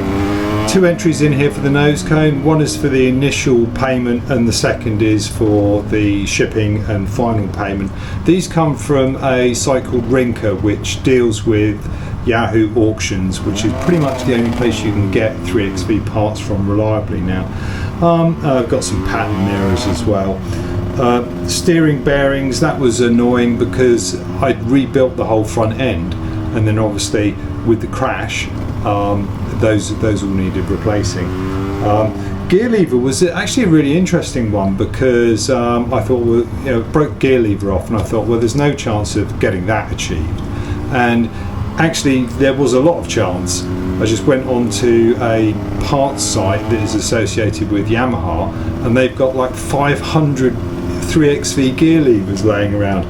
Goodness knows how they've got 500 3XV gear levers laying around, but that's fine. They've got 499 now. Yeah, 87 quid, wasn't cheap, but you know, it's an OEM. Now the first big one, the forks and wheel repair. It's actually the forks, the yokes, the front disc and the wheel were all repaired by Maidstone Motorliner. I thought that was all that was needed. Stripped the bike down, got all that fixed, and put it all back together again and realised that the frame was bent. So we did have a massive amount of effort to strip the whole bike down to next to nothing. The welding's on there because that's a steering lug that broke off. Engine bolt was broken in the crash as well. When it came to taking the forks and wheels up, I just drove up to Maidstone. It's about 2 hours away. Got that fixed. When it came to doing the bike, I just couldn't do it. So paid a man with a van, 100 quid there, 100 quid back. And then £460 was the total for Maidstone for straightening the bike out for me, which is, you know, when you look at it, you know, well, 880 quid to basically re-straighten everything on that motorcycle. It's really good value. Nose cone paint, I've got that nose cone that I listed at the top there. That's in the wrong colour, obviously, because I've got custom colour. It needs repaint. So I've got an estimate of that. It's about £360. I haven't done it yet. As you can see from this video, it's all about how expensive this is, and I'm out of money, so I'm just going to have to wait for that. But the total cost of parts for the accident was £1,942.76. It took me a year. And a lot of that, to be honest, was to do with motivation. So I want to reach out and say a big thank you to all of my friends from the forum who helped, and from the TZR WhatsApp group who helped. You know, Jamie, Gav, Ron, Warwick, Andy. So many people have been really kind and helpful, and offering services and sending me pictures of how things should look and stuff. So I really appreciate you guys. Thanks so much. I wouldn't have had the motivation to do this without you. But that, over a year's worth of work, probably put about 120 hours in. They say £80 an hour. I've no idea how much you get being a motorcycle mechanic, but whatever it is, it's not enough. It's incredibly difficult work. Well, I found it. So that put the total cost of the repair to about 11,500. Now, the reason why I've got the total cost in there is because that's probably what an insurance adjuster would see it as, and therefore, you know, that would have been a total write-off. But as you've seen, you know, from my little ride out, it's far from a write-off. It is singing sweet, and so really enjoying it. One last little thing to do, but we'll get that done, and then I'll probably take it to the dyno at some point to get everything cleaned up. So that's the full story of how I broke my TZR and repaired it. All that's left now is to say thank you for watching this. If you watched the whole series, then I really appreciate that. Yeah, I hope you have liked the episodes. I hope you've liked this episode.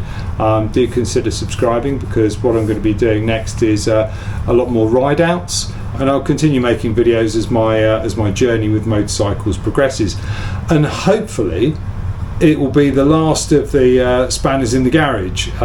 So you know, I buy bikes to ride them. I don't buy bikes to fix them, but I've learned so much through doing this that I now feel confident tackling pretty much any job. So I think that's been a good experience for me. Well, that's it. Before this summer's out, let's get out on our bikes. All right, cheers, take care.